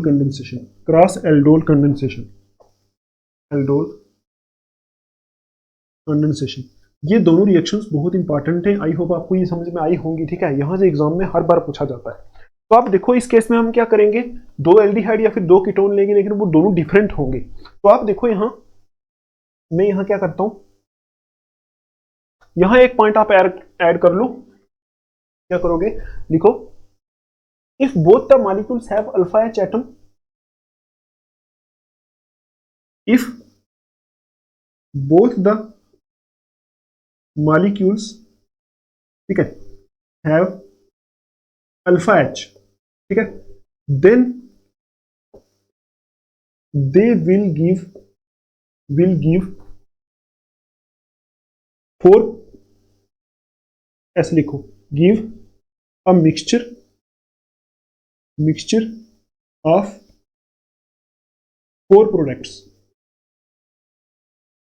ठीक है। तो आप देखो अगर इस केस में दोनों मॉलिक्यूल्स के पास अल्फा एच होगा तो यहां 4 प्रोडक्ट का मिक्सचर बन जाएगा। देखो अगर मैं बात करूं, यहां हमारे पास एक क्या है, सपोज हमारे पास ये रिएक्शन है, एग्जांपल में आप लिख सकते हो यहां कि हमारे पास है CH3 CHO प्लस यहां दूसरा है हमारा CH3 CH2 CHO। ये दोनों एल्डिहाइड है, लेकिन दोनों डिफरेंट एल्डिहाइड है। अब देखो दोनों डिफरेंट एल्डिहाइड है, यहां देखो इसमें भी अल्फा एच है और इसमें भी अल्फा एच है। अगर दोनों में अल्फा एच होगा, मतलब जो दोनों मॉलिक्यूल हम लेंगे अगर दोनों में अल्फा एच है, तो फिर ये रिएक्शन हमारे काम की नहीं रहती है। क्यों? क्योंकि आप देखो जब दोनों में अल्फा एच होगा तो आप क्या करते हो, जब रिएक्शन कराते हो आपको पता है टेस्ट ट्यूब में ऐसे डालते हैं हम चीजें, डब्बे होते हैं ऐसे, डब्बों में से हम क्या करते हैं, कंपाउंड उठा के टेस्ट ट्यूब में डालते हैं और इन टेस्ट ट्यूब्स को मिक्स करके रिएक्शंस करते हैं, ठीक। तो आप देखो यहां लिखा है कि if both molecules have alpha H, मतलब अगर दोनों मॉलिक्यूल्स के पास अल्फा एच होगा तो उस टाइम हमें जो मिलेगा वो मिक्सचर ऑफ 4 प्रोडक्ट बन जाएंगे, मतलब 4 प्रोडक्ट का एक मिक्सचर बनेगा, वो हमारे काम का नहीं है। एग्जाम्पल आप देखो, जब आप ये और ये दोनों ले रहे हो, इसमें भी अल्फा एच है, इसमें भी अल्फा एच है। आप देखो एक चांस तो ऐसा हो सकता है कि रिएक्शन के अंदर ये वाला जो मॉलिक्यूल है इसमें से अल्फा एच को एब्स्ट्रैक्ट कर ले बेस, और इसी मॉलिक्यूल के ऊपर अटैक कर ले। देखो जब रिएक्शन में हम डालते हैं तो मॉलिक्यूल तो बहुत सारे होते हैं ना, वहां हम एक मॉलिक्यूल तो नहीं ना डालते, बहुत सारे मॉलिक्यूल डालते हैं। एक चांस हो गया कि जब ये वाला जो कंपाउंड है, सिर्फ ये वाला, इसी से अल्फा एच निकले, ठीक है, अल्फा एच इसी से निकले और इसी जैसे इसी मॉलिक्यूल के ऊपर अटैक हो जाए, एक तो वहां से बन सकता है हमारा मिक्सचर। दूसरा चांस ये हो सकता है कि यहां से देखो, इसको आप बोल सकते हो यहां सल्फ एल्डोल कंडेंसेशन हो सकती है, मतलब इस मॉलिक्यूल में सल्फ एल्डोल कंडेंसेशन हो जाए, मतलब यही मॉलिक्यूल इसी के ऊपर अटैक कर जाए। दूसरा चांस ऐसा है कि ये वाला मॉलिक्यूल इसी के ऊपर अटैक कर जाए, यहां भी सल्फ एल्डोल कंडेंसेशन हो सकती है। ठीक, तो तीसरा चांस कैसा हो सकता है, ठीक है,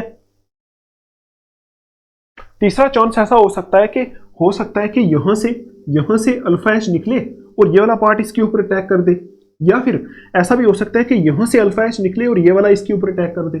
तो चार डिफरेंट किस्म के प्रोडक्ट्स बनते हैं अगर हम क्या करते हैं, ऐसे मॉलिक्यूल के बीच में ये कराते हैं जहां दोनों में अल्फा एच है, तो फिर ये हमारे काम की नहीं होती है। आप अपनी बुक के ऊपर देख सकते हो, चार डिफरेंट पॉसिबिलिटीज दी हुई हैं, वो इंपॉर्टेंट नहीं है इसलिए मैं नहीं करा रहा हूं आपको। तो आप बस इतना याद रखोगे कि अगर हमारा ऐसा होगा तो चार पॉसिबिलिटीज बनती हैं, या तो इन्हीं दोनों में हो जाएगी, या इन्हीं दोनों में हो जाएगी, या इसमें से अल्फा एच निकलेगा इसमें अटैक हो जाएगा, या फिर इसमें से अल्फा एच निकलेगा इसमें अटैक हो जाएगा। रिएक्शन के बीच में कुछ भी हो सकता है। लेकिन अगर हम ऐसे मॉलिक्यूल लें जिसमें एक में अल्फा एच हो, एक में ना हो, तो फिर ये रिएक्शन हमारे काम की हो सकती है। ठीक, अब आप देखो, ये आप लिखो, ये एग्जाम्पल है, यहां लिखा है दे स्टिल, ये क्या लिखा है, they will give a mixture of 4 products, मतलब ये 4 प्रोडक्ट का मिक्सचर देते हैं यहां। ठीक है, अगर हमारे दोनों मॉलिक्यूल में अल्फा एच हो गया तो 4 प्रोडक्ट का मिक्सचर देते हैं। मतलब आप यहां लिख लो, इसमें या तो इसमें सल्फ एल्डोल हो जाएगी, सल्फ एल्डोल कंडेंसेशन इसमें, सल्फ एल्डोल कंडेंसेशन इसमें हो जाएगी, या फिर क्या होगा, इसमें से अल्फा एच निकलेगा इसमें, या फिर इसमें से अल्फा एच निकलेगा इसमें, दोनों में एल्डोल कंडेंसेशन होकर 4 पॉसिबिलिटीज मिलती हैं। लेकिन अगर हम क्या करते हैं, यहां आप लिखो हिंस, यहां लिख लो hence, hence cross aldol condensation, condensation is useful only. देखो अगर हमें 4 प्रोडक्ट का मिक्सचर मिले तो हमारे लिए उसको सेपरेट करना भी एक टास्क हो जाएगा ना, फिर उसको सेपरेट करना मुश्किल हो जाएगा। इसलिए हम क्या करते हैं, hence cross aldol condensation is useful only when one of the carbonyl compound does not contain OH। देखो, when one of the carbonyl compound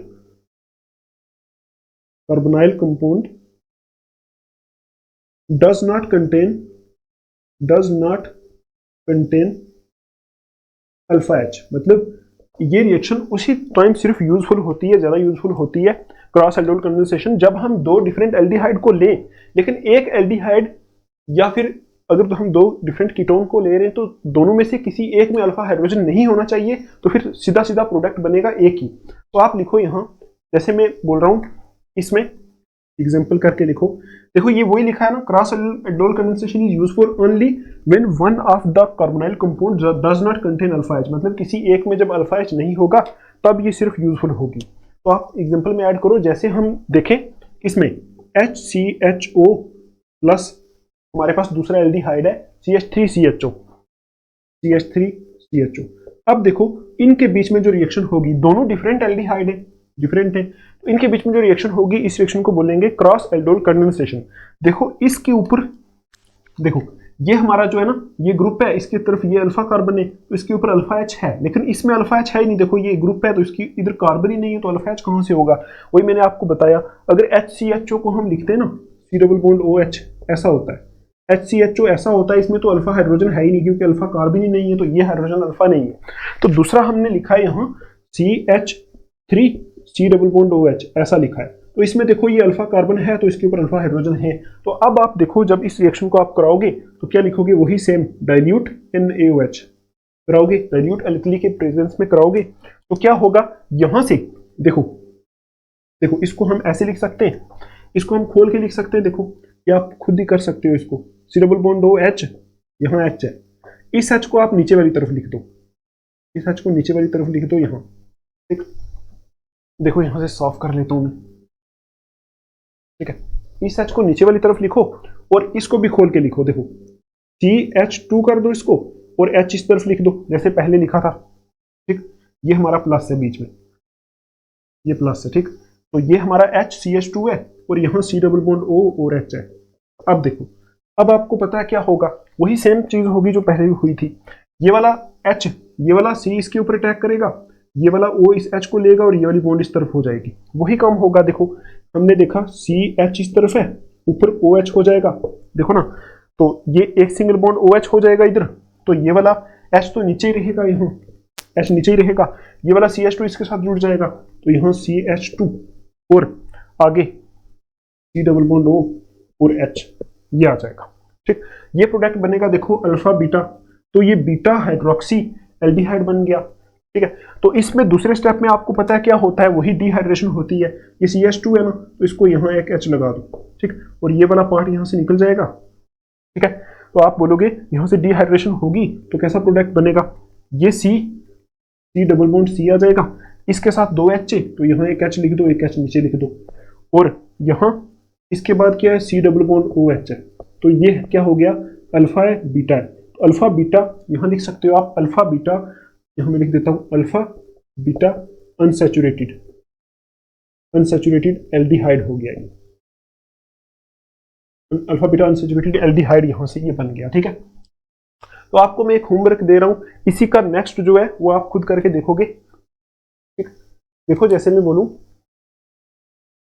इन दोनों में कराओ, देखो जैसे ये वाली है CHO, ठीक, ये वाला plus CH3 plus CH3 C double bond O CH3, इनमें करवा के दिखाओ, ठीक है। आपको पता है ये एक एल्डिहाइड है, तो इसमें अल्फा हाइड्रोजन नहीं है। देखो ये वाला जो यहाँ कार्बन होता है ये अल्फा कार्बन होता है, तो इस कार्बन के ऊपर कोई हाइड्रोजन नहीं है, ठीक। तो इसमें देखो अल्फा हाइड्रोजन है, ये कार्बन दोनों अल्फा है, तो यहां से एब्स्ट्रैक्ट होगा, अटैक कहां करेगा, इस ग्रुप को खोल के लिखोगे, C डबल बॉन्ड OH है ना, ऐसे। तो अटैक कहां करेगा, कहीं इधर, तो ये इधर जाएगा, ये यहां से इस H को लेगा। तो ये वाली आप खुद करोगे, चेक करोगे क्रॉस एल्डोल कंडेंसेशन इसमें होती है कि नहीं होती, कैसे प्रोडक्ट बनते हैं, ठीक है। तो आप मुझे टेलीग्राम पे भेज भी सकते हो, ग्रुप बनाया हुआ है, ठीक। तो ये होती है हमारी एल्डोल कंडेंसेशन और क्रॉस एल्डोल कंडेंसेशन। तो आई होप आपको ये समझ में आई होगी। इसमें आप एक एल्डिहाइड एक कीटोन भी ले सकते हो, बस बात इतनी है। देखो ये हमारा एल्डिहाइड है, ये कीटोन है, बात इतनी है कि किसी एक में अल्फा H होना चाहिए, दूसरे में नहीं होना चाहिए, ठीक। या फिर आप दोनों डिफरेंट एल्डिहाइड भी ले सकते हो, दोनों डिफरेंट कीटोन भी ले सकते हो, एक एल्डिहाइड एक कीटोन भी ले सकते हो, आपकी मर्जी।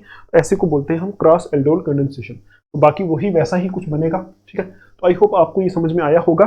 तो यही हमारी दो रिएक्शंस थी जो थी हमारी अल्फा H की वजह से, ठीक है। यही दो रिएक्शन अल्फा H की वजह से थी। तो अभी हम देखते हैं नेक्स्ट दो ही रिएक्शन बची हैं, उनको बोलते हैं अदर रिएक्शंस। अदर रिएक्शंस में आती है केनिज़ारो और क्रॉस केनिज़ारो रिएक्शन। तो बस फिर हमारा ये वाला पार्ट खत्म हो जाएगा, ठीक है। तो आप इसको लिख लो, फिर आगे देखते हैं।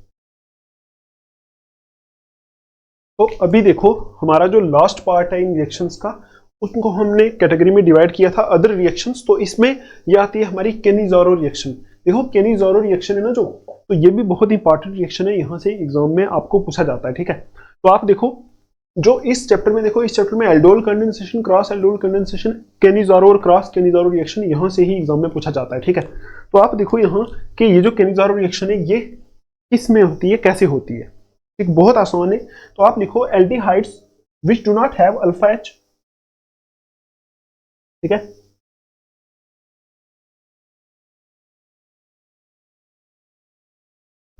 देखो यहां आप ऐड करो, एल्डिहाइड में ही होती है ये reaction, aldehydes which do not contain alpha H, मतलब ऐसे एल्डिहाइड्स जिनमें अल्फा H नहीं होते उनमें ये रिएक्शन होती है। जैसे सच एज कौन कौन से, HCHO हो गया, या फिर दूसरा हो गया हमारा C6H5 ये हो गया, ठीक है। ये आपको पता है C6H5 बेंजीन रिंग होती है और ये एल्डिहाइड है।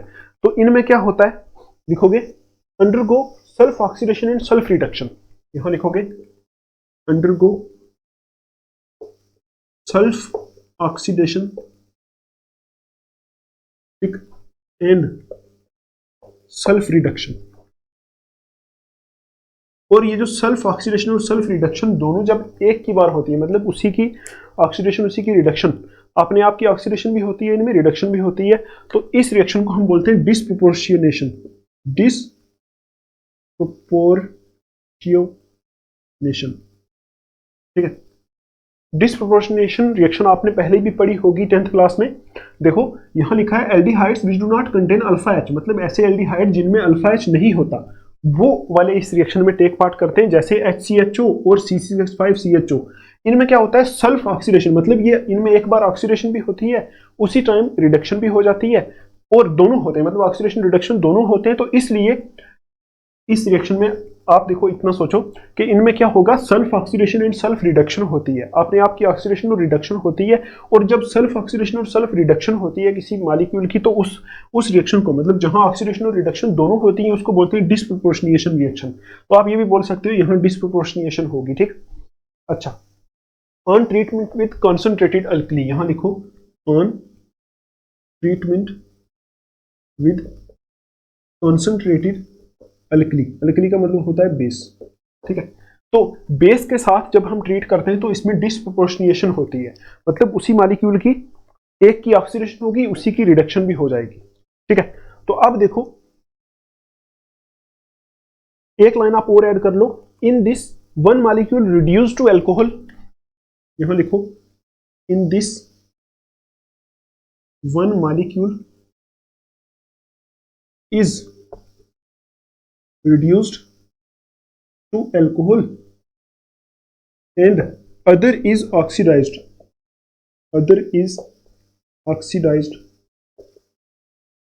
to carboxylic acid। यहां क्या होता है, एक मॉलिक्यूल जो होता है उसकी रिडक्शन हो जाती है, और रिडक्शन होके वो अल्कोहल में कन्वर्ट हो जाता है। मैंने आपको बताया था अगर एल्डिहाइड्स की रिडक्शन करेंगे अल्कोहल बनेंगे, अगर ऑक्सीडेशन करेंगे कार्बोक्सिलिक एसिड बनेंगे। तो वही लिखा है one molecule is reduced to alcohol and other is oxidised to carboxylic acid, ठीक। अच्छा, अब देखो यहां हम रिएक्शन करके देखते हैं। सपोज हमारे पास, यहां एग्जांपल में चेक करो आप, एग्जांपल में लिखो हमारे पास है हमारा HCHO प्लस HCHO। देखो ये दो हम लेते हैं इसमें, ठीक है, HCHO प्लस HCHO दोनों ही एल्डिहाइड है और दोनों में ही अल्फा हाइड्रोजन नहीं है, ठीक। तो यहां से क्या होगी, कॉन्सेंट्रेटेड अल्कली यूज करेंगे, कॉन्सेंट्रेटेड बेस यूज कर लेंगे, ठीक है। कॉन्सेंट्रेटेड अल्कली लिख लो, या फिर कॉन्सेंट्रेटेड NaOH भी लिख सकते हो, क्योंकि वो भी बेस ही होता है, NaOH भी लिख सकते हो, ठीक। तो आपको पता है यहां क्या होगा, एक मॉलिक्यूल की रिडक्शन हो जाएगी, एक अल्कोहल बन जाएगा, दूसरा क्या बन जाएगा, कार्बोक्सिलिक एसिड। तो आप बोलोगे देखो यहां अगर इसकी मैं रिडक्शन कराऊं, इसकी मैं सपोज रिडक्शन करा देता हूं, तो ये बन जाएगा यहां से, रिडक्शन का मतलब आपको पता है ना, हाइड्रोजन की एडिशन। तो हाइड्रोजन एक यहां इसके साथ ऐड होगा, एक O के साथ ऐड हो जाएगा, तो यहां ऐड होगा तो बन जाएगा CH3, ठीक है। तो ये लिख दो यहां CH3 हो जाएगा, और एक इस O के साथ ऐड होगा तो क्या बनेगा, CH3OH। ये हो गई रिडक्शन, प्लस यहां क्या बन जाएगा, क्या बन जाएगा यहां कार्बोक्सिलिक एसिड। तो आप लिखोगे HCOOH, ठीक। H ये वाला ऐसे ही रहा, तो ये CHO था, COOH बन गया, ठीक। तो ये हमारा देखो एक इसमें ये हमारा अल्कोहल है, ये रिडक्शन से बना है, और ये हमारा ऑक्सीडेशन से बना है, ठीक। तो आई होप आपको ये समझ में आया होगा। तो ऐसी रिएक्शन जो होती है, देखो इसमें उसी मॉलिक्यूल, ये दोनों मॉलिक्यूल सेम है, तो एक की हमारी क्या हुई है रिडक्शन, एक की हमारी क्या हुई है ऑक्सीडेशन, दोनों मॉलिक्यूल सेम है, तो इसीलिए ऐसी रिएक्शन को डिसप्रोपोर्शनिएशन भी बोलते हैं, ठीक। तो आप बोलोगे कैनिज़ारो रिएक्शन में डिसप्रोपोर्शनिएशन होती है, मतलब उधर ऑक्सीडेशन और रिडक्शन दोनों होती है, ठीक है। और एग्जांपल में आप लिख सकते हो ऐसे, जैसे अगर आप देखो ये वाला हमारा CHO ये वाला है, प्लस ये वाला, ठीक, ये CHO है, तो इनमें भी वैसा ही होगा, ठीक। देखो ये दोनों एल्डिहाइड है, दोनों में ही अल्फा कार्बन नहीं है, ना तो अल्फा हाइड्रोजन है। देखो ये कार्बन है, ये कार्बन है, देखो अल्फा कार्बन है ये वाला, इसमें भी अल्फा कार्बन है, लेकिन अल्फा हाइड्रोजन नहीं है इसमें, ठीक है। क्योंकि आपको पता है बेंजीन रिंग जो होती है ना, इसके ऊपर एक एक हाइड्रोजन तो होता है, लेकिन जब CHO ग्रुप लगता है तो ये एक हाइड्रोजन को निकाल के उसकी जगह CHO ग्रुप लगता है। ये आपका बेस अगर क्लियर होगा तो आपको समझ में आएगा। यहाँ अल्फा कार्बन है लेकिन अल्फा हाइड्रोजन नहीं है इनमें, तो इनमें भी क्या होगा, वही क्या लिखोगे, कॉन्सेंट्रेटेड NaOH। तो बस CHO ग्रुप को देखना है, एक जगह क्या हो जाएगा, CHO CH2OH में कन्वर्ट हो जाएगा, और दूसरा CHO किस में कन्वर्ट हो जाएगा, COOH में, यहाँ COOH में कन्वर्ट हो जाएगा। बस, तो ये ऑक्सीडेशन हो गई, ये रिडक्शन हो गई। तो आप बोलोगे ऐसी रिएक्शन को हम बोलते हैं कैनिज़ारो रिएक्शन। ये कैनिज़ारो साइंटिस्ट का नाम है, ठीक है। तो बोलोगे इसमें ऐसे एल्डिहाइड कम आते हैं जिनमें अल्फा हाइड्रोजन नहीं होते, ठीक। और इनमें क्या होता है, दोनों जो होते हैं मॉलिक्यूल, एक की क्या हो जाती है, उसी की ऑक्सीडेशन उसी की रिडक्शन, तो इसको डिस्प्रोपोर्शनेशन भी बोलते हैं। और किसके साथ ट्रीटमेंट कराते हैं, किसके साथ रिएक्ट कराते हैं, कॉन्सेंट्रेटेड अल्कली के साथ, ठीक। तो ये हमारी होती है कैनिज़ारो रिएक्शन। अब देखो इसी के साथ होती है क्रॉस कैनिज़ारो रिएक्शन, वो हम देख लेते हैं। आप इसको लिखो, तो यहां से मैं साफ करता हूं, क्रॉस कैनिज़ारो भी देख लेते हैं। आप देखो इसमें हमने क्या देखा, इसमें हमने देखा कि क्या हो रहा है, दोनों सेम है, ठीक है। तो क्रॉस कैनिज़ारो में क्या होगा, आपको पता है दोनों जो होंगे डिफरेंट होंगे एल्डिहाइड। तो लिखो यहां क्रॉस कैनिज़ारो रिएक्शन, यहां दूसरी आएगी कौन सी, क्रॉस कैनिज़ारो रिएक्शन, ठीक। क्रॉस कैनिज़ारो रिएक्शन, इसमें क्या होगा, तो आप बोलोगे, यहां लिखो Cannizzaro reaction taking place between two different aldehydes, ठीक है। आगे लिख लो is called cross Cannizzaro reaction. तो अब आप देखो यहां दो डिफरेंट एल्डिहाइड हम लेंगे, एक और लाइन आप ऐड करो, if one of the aldehyde is HCHO, ठीक, इट विल ऑक्सीडाइज, ठीक। अगर एक एल्डिहाइड हमने HCHO लिया है तो ये इसी वाले की ऑक्सीडेशन होगी, दूसरे वाले की रिडक्शन होगी, ठीक। तो आप एग्जांपल में लिख सकते हो इसमें, ठीक है। देखो जैसे हमारे पास है एक एल्डिहाइड है ये वाला CHO, ये वाला है, प्लस HCHO है, ये दोनों, इसमें भी अल्फा हाइड्रोजन नहीं है, इसमें भी अल्फा हाइड्रोजन नहीं है। तो इन दोनों में से अभी लिखा है, देखो यहां तो वही यूज होगा डाइल्यूट NaOH, सॉरी डाइल्यूट नहीं, कंसंट्रेटेड NaOH। तो आपको पता है इस वाले की तो ऑक्सीडेशन होगी, तो इस वाले की रिडक्शन होगी, तो अल्कोहल बनेगा। तो अल्कोहल कैसे बनेगा आपको पता है, ये CH2OH बन जाएगा, और इसकी जब ऑक्सीडेशन होगी तो ये HCOOH बन जाएगा, ये कार्बोक्सिलिक एसिड बन जाएगा, तो ये हमारा अल्कोहल बन जाएगा। ये रिडक्शन हुई, वो ऑक्सीडेशन हुई। जब ये वाला कहीं लगा होगा तो इसकी हमेशा आप क्या कर देना, ऑक्सीडेशन कर देना। इतना ज्यादा इसमें लेंथी आपको नहीं पढ़ना है, ठीक है, इतना ही याद रखना है, और कुछ याद नहीं रखना। क्या याद रखोगे, अगर कैनिज़ारो रिएक्शन है तो वो देखो एल्डोल कंडेंसेशन और कैनिज़ारो में यही डिफरेंस है, एल्डोल कंडेंसेशन उनमें होती है जिनमें अल्फा हाइड्रोजन होता है, तो ये उसमें होती है जिनमें अल्फा हाइड्रोजन नहीं होता, ठीक है। बस क्रॉस कैनिज़ारो में क्या होगा, इसमें दोनों जो होते हैं रिएक्टेंट सेम होते हैं, इनमें इसमें दोनों एल्डिहाइड जो होते हैं डिफरेंट होते हैं, बस और कुछ नहीं। तो ये हमारी रिएक्शन थी। अदर रिएक्शंस में ये दोनों थी। एक और रिएक्शन आती है, उसको बोलते हैं इलेक्ट्रोफिलिक सब्स्टिट्यूशन, ठीक है। तो वो देख लेते हैं वो कैसी होती है, उसके लिए ये सॉल्व करना पड़ेगा, फिर वो देख लेते हैं। तो अभी देखो लास्ट किस्म की एल्डिहाइड्स और कीटोन्स की जो रिएक्शंस है वो होती हैं इलेक्ट्रोफिलिक सब्स्टिट्यूशन रिएक्शंस। तो इलेक्ट्रोफिलिक सब्स्टिट्यूशन रिएक्शंस जो होती हैं यहाँ रिंग में होती हैं। तो ये ऐसे एल्डिहाइड्स और कीटोन्स में होती हैं जो एरोमेटिक होते हैं, ठीक है। तो आप देखो मैं आपको बता देता हूँ, यहाँ हमारे पास ऐसा कोई एल्डिहाइड या फिर कीटोन होगा रिंग वाला, ठीक है। तो इसमें इलेक्ट्रोफिलिक सब्स्टिट्यूशन रिएक्शंस भी हो सकती हैं। कैसे हो सकती हैं आपको बताता हूँ। देखो ये वाला है, तो आप देखो इसमें एक चीज होती है जो पहली वाली रिएक्शंस में आपने नहीं पढ़ी। देखो ये वाला जो ग्रुप होता है ना, C डबल बॉन्ड OH ऐसा होता है, ठीक। तो आप देखो यहां मैं एक स्ट्रक्चर बनाऊंगा, आपको समझ में आएगा कि पहले आप देखो इसमें रेजोनेंस कराते हैं। देखो जो हमारा कार्बोनाइल ग्रुप होता है ना, ये वाला CHO ग्रुप, ये होता है रिंग को डीएक्टिवेट कर देता है, मतलब रिंग को डीएक्टिवेट कर देता है, ठीक है। क्यों? क्योंकि ये इलेक्ट्रॉन विथड्रॉइंग ग्रुप होता है, क्योंकि आपको पता है यहाँ O लगा हुआ है ऊपर, तो O जो होता है वो हमारा क्या होता है, इलेक्ट्रॉन खींचने वाला ग्रुप होता है। तो ऐसा कुछ होता है, ये वाले इलेक्ट्रॉन इस तरफ चले जाते हैं, तो ये वाली बॉन्ड जो होती है ये यहाँ चली जाती है, ठीक। तो यहाँ से रेजोनेटिंग स्ट्रक्चर्स बनाओ आप, ठीक है। यहाँ कैसा होगा C, और यहाँ इसके ऊपर सिंगल बॉन्ड O के ऊपर माइनस आएगा और यहाँ H आएगा, ठीक है, ये ऐसा नहीं, ये बॉन्ड ऊपर चली गई तो यहाँ डबल बॉन्ड आएगा, तो ये वाली बॉन्ड जो है ना यहाँ से इधर टूटी, देखो ना ये वाली बॉन्ड इस तरफ टूटी ना, तो इस जगह प्लस आएगा, यहाँ प्लस आएगा, ठीक, बाकी बॉन्ड्स ऐसी रहेंगी। अब देखो नेक्स्ट स्टेप में क्या होगा, ये वाली बॉन्ड है ना जो, देखो मैं एक बार बना लेता हूँ पूरी, ये और ये दोनों बना लेता हूँ, ठीक है, ये बना लेते हैं। अब देखो ऊपर गोल नहीं करना है आपको, देखो भी करते हैं अभी, देखो अब क्या होगा, ये वाली बॉन्ड इस तरफ शिफ्ट हो जाएगी, तो ये वाली बॉन्ड जब इस तरफ शिफ्ट होगी तो यहां से टूटेगी बॉन्ड, तो यहां प्लस आएगा, नेक्स्ट स्टेप में यहां से प्लस आएगा, ये बॉन्ड यहां शिफ्ट हो जाएगी और ये बॉन्ड यहां रहेगी ऐसे ही, ठीक है, ऊपर डबल बॉन्ड सी एच और ओ माइनस, ठीक।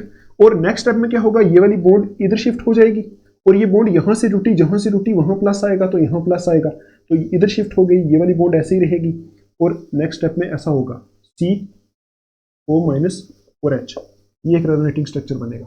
और नेक्स्ट स्टेप में ये वाली बॉन्ड फिर से इधर आ जाएगी और ये वाला माइनस फिर से इधर आ जाएगा, तो ऐसा रेजोनेटिंग स्ट्रक्चर बनेगा लास्ट में, वही सेम पहला, यहाँ डबल बॉन्ड नहीं, यहाँ सी डबल बॉन्ड ओ और एच हो जाएगा और यहाँ बॉन्ड आ जाएगी, यहाँ और यहाँ बॉन्ड आ जाएगी। अब आप देखो इन तीनों स्ट्रक्चर्स में प्लस चार्ज कहाँ कहाँ आ रहा है, आप देखो इससे पहले हमने इलेक्ट्रोफिलिक सब्स्टिट्यूशन रिएक्शंस पढ़ी हैं, लेकिन वहां जो था वहां हमने ये आर्थो और पैरा पोजीशन पे अटैक कराया था, ठीक। तो यहां हमारा अटैक कहीं और होगा, बस आपको इतना देखना है, क्योंकि वहां जो ग्रुप लगा था ना ऊपर वाला, जैसे OH ग्रुप था, तो वो इस रिंग को एक्टिवेट करता था, मतलब वो अपने इलेक्ट्रॉन अंदर वाली साइड देता था। इस केस में क्योंकि ऊपर ऑक्सीजन लगा है, तो ये क्या करता है, इलेक्ट्रॉन अपनी तरफ खींचता है, तो रिंग के इलेक्ट्रॉन को बाहर खींच देता है, क्योंकि इलेक्ट्रॉन विथड्रॉइंग ग्रुप होता है, ये वाला जो हमारा कार्बोनाइल ग्रुप होता है सी डबल बॉन्ड ओ, इसके ऊपर ये O होने की वजह से इलेक्ट्रॉन को खींचता है, इलेक्ट्रॉन्स खींचता है, तो रिंग डीएक्टिवेट कर देता है, ठीक। तो आप देखो यहां मैंने जो पॉइंट लिखा है ना, aldehydes and ketones undergo electrophilic substitution of the ring, मतलब जो एरोमेटिक एल्डिहाइड और कीटोन होते हैं वहां रिंग की इलेक्ट्रोफिलिक सब्स्टिट्यूशन होती है, ठीक है। अब देखो यहाँ carbonyl group act as electron withdrawing group, मतलब यहाँ क्या होता है, कार्बोनाइल ग्रुप जो होता है वो इलेक्ट्रॉन विथड्रॉ करने का काम करता है, इलेक्ट्रॉन खींचने का काम करता है, और ये क्या होता है, मेटा डायरेक्टिंग होता है, मतलब जो सामने वाला इलेक्ट्रोफाइल होता है वो मेटा पोजीशन पे अटैक करता है। कैसे, देखो हमने लिखा है इलेक्ट्रोफिलिक सब्स्टिट्यूशन रिएक्शंस, इसका मतलब है यहाँ इलेक्ट्रोफाइल अटैक करेगा, तो आप क्या करो, इलेक्ट्रोफाइल होता है E+, तो इसको इसके ऊपर आप अटैक करा के देखो, ठीक है। देखो यहाँ ये हमारा प्लस चार्ज है, ये हमारी पोजीशन है आर्थो पोजीशन, ठीक, ये हमारी पोजीशन है पैरा पोजीशन, ये भी आर्थो पोजीशन है, ये मेटा पोजीशन है, ये भी मेटा पोजीशन है, ये आपको पता है, ठीक है। तो अब देखो आपको ये पता है, तो आप मुझे बताओ जो हमारा ये इलेक्ट्रोफाइल है E+ वाला कहां अटैक करेगा, ये वहां अटैक करेगा जहां इलेक्ट्रॉन्स ज्यादा होंगे। तो आप देखो आर्थो पोजीशन पे हमारे पास प्लस चार्ज है, तो क्या ये प्लस चार्ज है आर्थो पोजीशन के ऊपर, तो क्या ये आर्थो पोजीशन के ऊपर अटैक करेगा, नहीं करेगा, क्योंकि आर्थो के ऊपर तो प्लस चार्ज है, तो प्लस प्लस के ऊपर कैसे अटैक करेगा। उसके बाद देखो यहाँ पैरा पोजीशन है, पैरा के ऊपर भी यहाँ प्लस चार्ज है, तो क्या ये पैरा पे अटैक करेगा, नहीं करेगा। इधर देखो यहाँ भी आर्थो के ऊपर प्लस चार्ज है, तो मतलब आर्थो और पैरा पे ये अटैक नहीं करेगा। जो हमारी मेटा पोजीशन है, देखो वहां कोई चार्ज तो नहीं है, सपोज ये वाली हमारी देखो ये मेटा पोजीशन है, यहाँ भी ये मेटा पोजीशन है, यहाँ ये मेटा पोजीशन है, मेटा पोजीशन के ऊपर कोई चार्ज तो नहीं है, लेकिन वहां इलेक्ट्रॉन डेंसिटी आर्थो और पैरा पोजीशन से ज्यादा है, क्योंकि आर्थो और पैरा पोजीशन पे तो सीधा सीधा प्लस चार्ज है, तो वहां तो इलेक्ट्रोफाइल अटैक करेगा नहीं। तो आप बोलोगे इस केस में क्या होगा, इलेक्ट्रोफाइल कहां अटैक करेगा, मेटा पोजीशन पे, इलेक्ट्रोफाइल कहां अटैक करेगा, मेटा पोजीशन पे, बस इतना याद रखना है। इसलिए लिखा है कि कार्बोनाइल ग्रुप जो है वो इलेक्ट्रॉन विथड्रॉइंग ग्रुप है, तो ये क्या होता है, मेटा डायरेक्टिंग होता है, मतलब जो सामने वाला इलेक्ट्रोफाइल आएगा वो मेटा पोजीशन पे क्या करेगा, अटैक करेगा, बस इतना याद रखना है, मतलब मेटा पोजीशन पे जुड़ जाएगा, इतना याद रखना है। तो आपको पता है इलेक्ट्रोफिलिक सब्स्टिट्यूशन रिएक्शंस में कौन कौन सी रिएक्शंस होती है, जैसे हैलोजिनेशन हो गया, ये आपको पता है, देखो फर्स्ट रिएक्शन हो गई हैलोजिनेशन, ठीक है, हैलोजिनेशन हो गई। हैलोजिनेशन में आपको पता है क्या होगा, ये हमारा एल्डिहाइड लिया CHO, इसकी रिएक्शन करा दी Cl2 के साथ, तो आपको पता है यहां हम लेते हैं AlCN3 एनहाइड्रस, ये आपको पता है। तो आपको पता है यहां से हमारी इलेक्ट्रोफिलिक सब्स्टिट्यूशन होगी, मतलब यहां से Cl को आपको पहले भी बताया था, Cl ऐसा होता है, एक Cl को ये ले लेता अपने अंदर, यहां से Cl+ जनरेट होता है, ठीक है, Cl+ जनरेट होता है। वो Cl+ क्या है, इलेक्ट्रोफाइल है, तो कहां अटैक करेगा, सीधा सीधा मेटा पोजीशन पे लगा दो बस, और कुछ नहीं करना। यहाँ ऊपर CHO है तो इसकी मेटा पोजीशन ये वाली है, तो यहाँ लगा दो Cl, ये हो गई हैलोजिनेशन। अगर ब्रोमीन लोगे तो वो यहाँ ही अटैक होगा, ठीक है, यहाँ ये अटैच होगा और कहीं नहीं होने वाला, ठीक है। प्लस यहाँ साथ में कर दो, यहाँ HCl बनेगा। देखो ये हमारी होगी हैलोजिनेशन। दूसरी रिएक्शन हमारी इसमें आपको पता है होती है नाइट्रेशन। नाइट्रेशन, ठीक, नाइट्रेशन ये तो आपको पता है, पहले भी मैंने कराई है आपको। तो नाइट्रेशन में आपको पता है क्या ऐड होता है, NO2 ग्रुप ऐड होता है ना नाइट्रेशन में, ठीक है, NO2 ग्रुप ऐड होता है। तो बस आप सीधा सीधा यहां बनाओ, ये हमारा CHO, ठीक है। प्लस यहां आपको क्या करना है, देखो नाइट्रेशन कराने के लिए आपको क्या लेना पड़ता है, ऐसे कंसंट्रेटेड HNO3 लेना पड़ता है, प्लस कंसंट्रेटेड H2SO4 लेना पड़ता है, ये आपको पता है, ठीक, ये आपने पहले भी पढ़ी है नाइट्रेशन कराने के लिए। और ग्रुप कौन सा अटैच होता है, NO2 ग्रुप अटैच होता है। तो बस कुछ नहीं करना, सीधा मेटा पोजीशन पे NO2 लगा दो, CHO लिखा तो मेटा पोजीशन ये वाली है, यहाँ लगा दो NO2, तो ये होगी नाइट्रेशन, ठीक है। इसी तरह हमारी आती है सल्फोनेशन, ये आपको पता है थर्ड वाली जो इलेक्ट्रोफिलिक सब्स्टिट्यूशन होती है वो होती है सल्फोनेशन, पहले भी बहुत बार पढ़ा चुका है सल्फोनेशन। तो इसमें आपको पता है कौन सा ग्रुप ऐड होता है, आपको पता है SO3H ग्रुप ऐड होता है। तो सल्फोनेशन कराने के लिए क्या करना पड़ता है, वही ले लो कोई ऐसे वाला एल्डिहाइड या फिर कीटोन ले लो, CHO यहाँ लिखा है, तो ये यहाँ करानी पड़ती है H2SO4 के साथ, तो यहाँ से कहाँ ऐड होगा, सल्फोनेशन पता है आपको कौन सा ग्रुप होता है, SO3H, तो यहाँ लिख दो SO3H ग्रुप ऐड हो जाएगा, बस हो गई सल्फोनेशन, ठीक है। और रिएक्शन जो होती है वो आप देख लोगे, आई थिंक इतनी ही होती है, नाइट्रेशन, हैलोजिनेशन, सल्फोनेशन एटसेट्रा, यही रिएक्शंस होती हैं इलेक्ट्रोफिलिक। यहाँ से आपको उतना नहीं पूछा जाएगा, ये इतनी इंपॉर्टेंट नहीं है, आपको बस इतना याद रखना है जब एल्डिहाइड्स और कीटोन्स में कौन सी रिएक्शंस इलेक्ट्रोफिलिक सब्स्टिट्यूशन होती हैं, तो क्योंकि ये वाला जो ग्रुप होता है ये बेंजीन रिंग से इलेक्ट्रॉन को बाहर खींचता है, बेंजीन रिंग को डीएक्टिवेट कर देता है, डीएक्टिवेट करने की वजह से बेंजीन रिंग को मेटा डायरेक्टिंग बना देता है, जो सामने वाला आने वाला इलेक्ट्रोफाइल है मेटा पोजिशन पे एक्ट करता है, इतना याद रखना है बस, ठीक है। और ऐसे ऐसे जैसे आगे आएगा तो मेटा पोजीशन पे लगा देना इलेक्ट्रोफाइल, दैट्स इट। तो यही थी हमारी reactions of aldehydes and ketones, यहाँ को खत्म हो रही है पूरी, बड़ी मुश्किल से खत्म की है, ठीक है, आप पढ़ो इसको। तो अभी आगे वाला एक टॉपिक है वो देख लेते हैं, uses of aldehydes and ketones, न के बराबर टॉपिक है, पहले पूरा लिख लेता हूँ फिर आपको समझा देता हूँ, तो हमारा लेक्चर खत्म। चलो इसको आप लिख लो, साफ कर देता हूँ इसको। तो अभी देखो हम देख लेते हैं uses of aldehydes and ketones, aldehydes और कीटोन्स के क्या क्या इस्तेमाल होते हैं, पहले ही आपको बता दिया था मैंने स्टार्टिंग में, अभी भी देख लेते हैं। देखो पहला है 40% ऑक्वस HCHO, मतलब 40% ऑक्वस HCHO जो होता है, HCHO होता है फॉर्मल्डिहाइड, सबसे सिंपलेस्ट एल्डिहाइड, इसको फॉर्मलिन बोलते हैं, फॉर्मलिन। और ये यूज होता है किसके लिए, is used in preserving biological specimens, जो बायोलॉजिकल स्पेसिमेंट्स होते हैं, आपने देखा होगा लैब्स के अंदर, बायोलॉजिकल लैब जो होती हैं, बायो की लैब्स, उसमें कभी मछली कभी सांप को ऐसे को प्रिजर्व करके रखा होता है, ठीक है, तो वो आपको दिखाते हैं, उनको बोलते हैं बायोलॉजिकल स्पेसिमेंट्स। उनको प्रिजर्व करने के लिए 40% ऑक्वस HCHO सोल्यूशन यूज होता है, ठीक। तो ये क्या एक एल्डिहाइड है। दूसरा देखो use, formaldehyde is also used as disinfectant, formaldehyde यही होता है HCHO, मतलब ये डिसइंफेक्टेंट के तौर पर भी यूज होता है, ठीक। तीसरा देखो HCHO is used in manufacturing synthetic polymers like bakelite, जो हमारा HCHO होता है फॉर्मल्डिहाइड, ये मैन्युफैक्चरिंग सिंथेटिक पॉलीमर्स, मतलब मेन मेड पॉलीमर्स जैसे बेकेलाइट बनाने में भी ये यूज होता है। अब देखो पॉलीमर का पहले आपके सिलेबस में एक चैप्टर था, वहां हम पढ़ते थे ये बेकेलाइट, अब वो चैप्टर खत्म हो गया, डिलीट कर दिया इस बार NCERT ने। तो आप देखो पॉलीमर क्या होते हैं, पॉलीमर होते हैं जहां पॉली का मतलब होता है मेनी, ठीक है, मतलब बहुत सारे ऐसे छोटे छोटे मॉलिक्यूल जुड़ के एक बड़ा मॉलिक्यूल बनता है, उसको बोलते हैं पॉलीमर। तो वहां एक पॉलीमर होता है जिसका नाम है बेकेलाइट, ठीक है, तो ये बनाने में भी HCHO यूज होता है, ठीक है। उसके बाद देखो acetaldehyde is used for silvering of mirrors, देखो एसिटल्डिहाइड है, जो एसिटल्डिहाइड भी एक किस्म का एल्डिहाइड है, ये मिरर्स की सिल्वरिंग करने में यूज होता है, ठीक। उसके बाद देखो benzaldehyde as a flavouring agent in perfume industry, perfume industry में फ्लेवर डालने के लिए बेंजल्डिहाइड यूज होता है। उसके बाद देखो एसीटोन जो हमारा एक कीटोन होता है, is used as solvent in industries and laboratories, मतलब लेबोरेटरीज और इंडस्ट्री में सॉल्वेंट के तौर पे यूज होता है हमारा एसीटोन।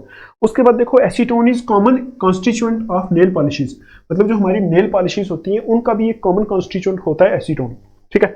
उसके बाद देखो बाकी भी एल्डिहाइड कीटोन्स बहुत ज्यादा होते हैं, तो वो उनके अपने अपने इस्तेमाल है, ठीक है, आपको इतना ज्यादा नहीं जानना, तो आप ये लिख सकते हो other aldehydes and ketones are used in chemical industries, मतलब जो केमिकल इंडस्ट्रीज लेबोरेटरीज होती हैं उनमें एज सॉल्वेंट्स, सॉल्वेंट के तौर पे, स्टार्टिंग मटेरियल के तौर पे, and Regents for synthesising other products, बाकी प्रोडक्ट बनाने के लिए रीजेंट्स के तौर पे एल्डिहाइड एंड कीटोन्स का यूज होता है। ठीक है, तो यहां तक था हमारा पूरा एल्डिहाइड और कीटोन वाला पार्ट।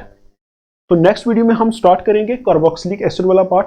ठीक है, तो आई होप आपको ये सारे का सारा समझ में आया होगा। तो एक बार फिर बोल रहा हूँ, अगर कोई प्रॉब्लम आती है तो टेलीग्राम ग्रुप ज्वाइन करके मेरे से आप पूछ सकते हो, अगर आपको पढ़ने में इंटरेस्ट है। तो एक बात मैं और बोलना चाहूँगा कि आज जो मैंने बोला है, आई थिंक मुझे थोड़ी सी नींद भी आई थी, कुछ ऐसा था। तो आज संडे भी है, तो इसलिए यहाँ कुछ बोला है मैंने, तो मैं बोल कुछ और रहा था, कभी कभी मुझसे गलती हो रही, तो उसको आप थोड़ा सा इग्नोर कर लेना। ठीक है, तो आप कंसेप्ट पे ध्यान देना, तो उसके लिए मैं आपकी 100% हेल्प करूंगा। तो ठीक है, फिर मिलेंगे नेक्स्ट लेक्चर में। तब तक के लिए आप अपना ध्यान रखो। Take care, thanks for watching.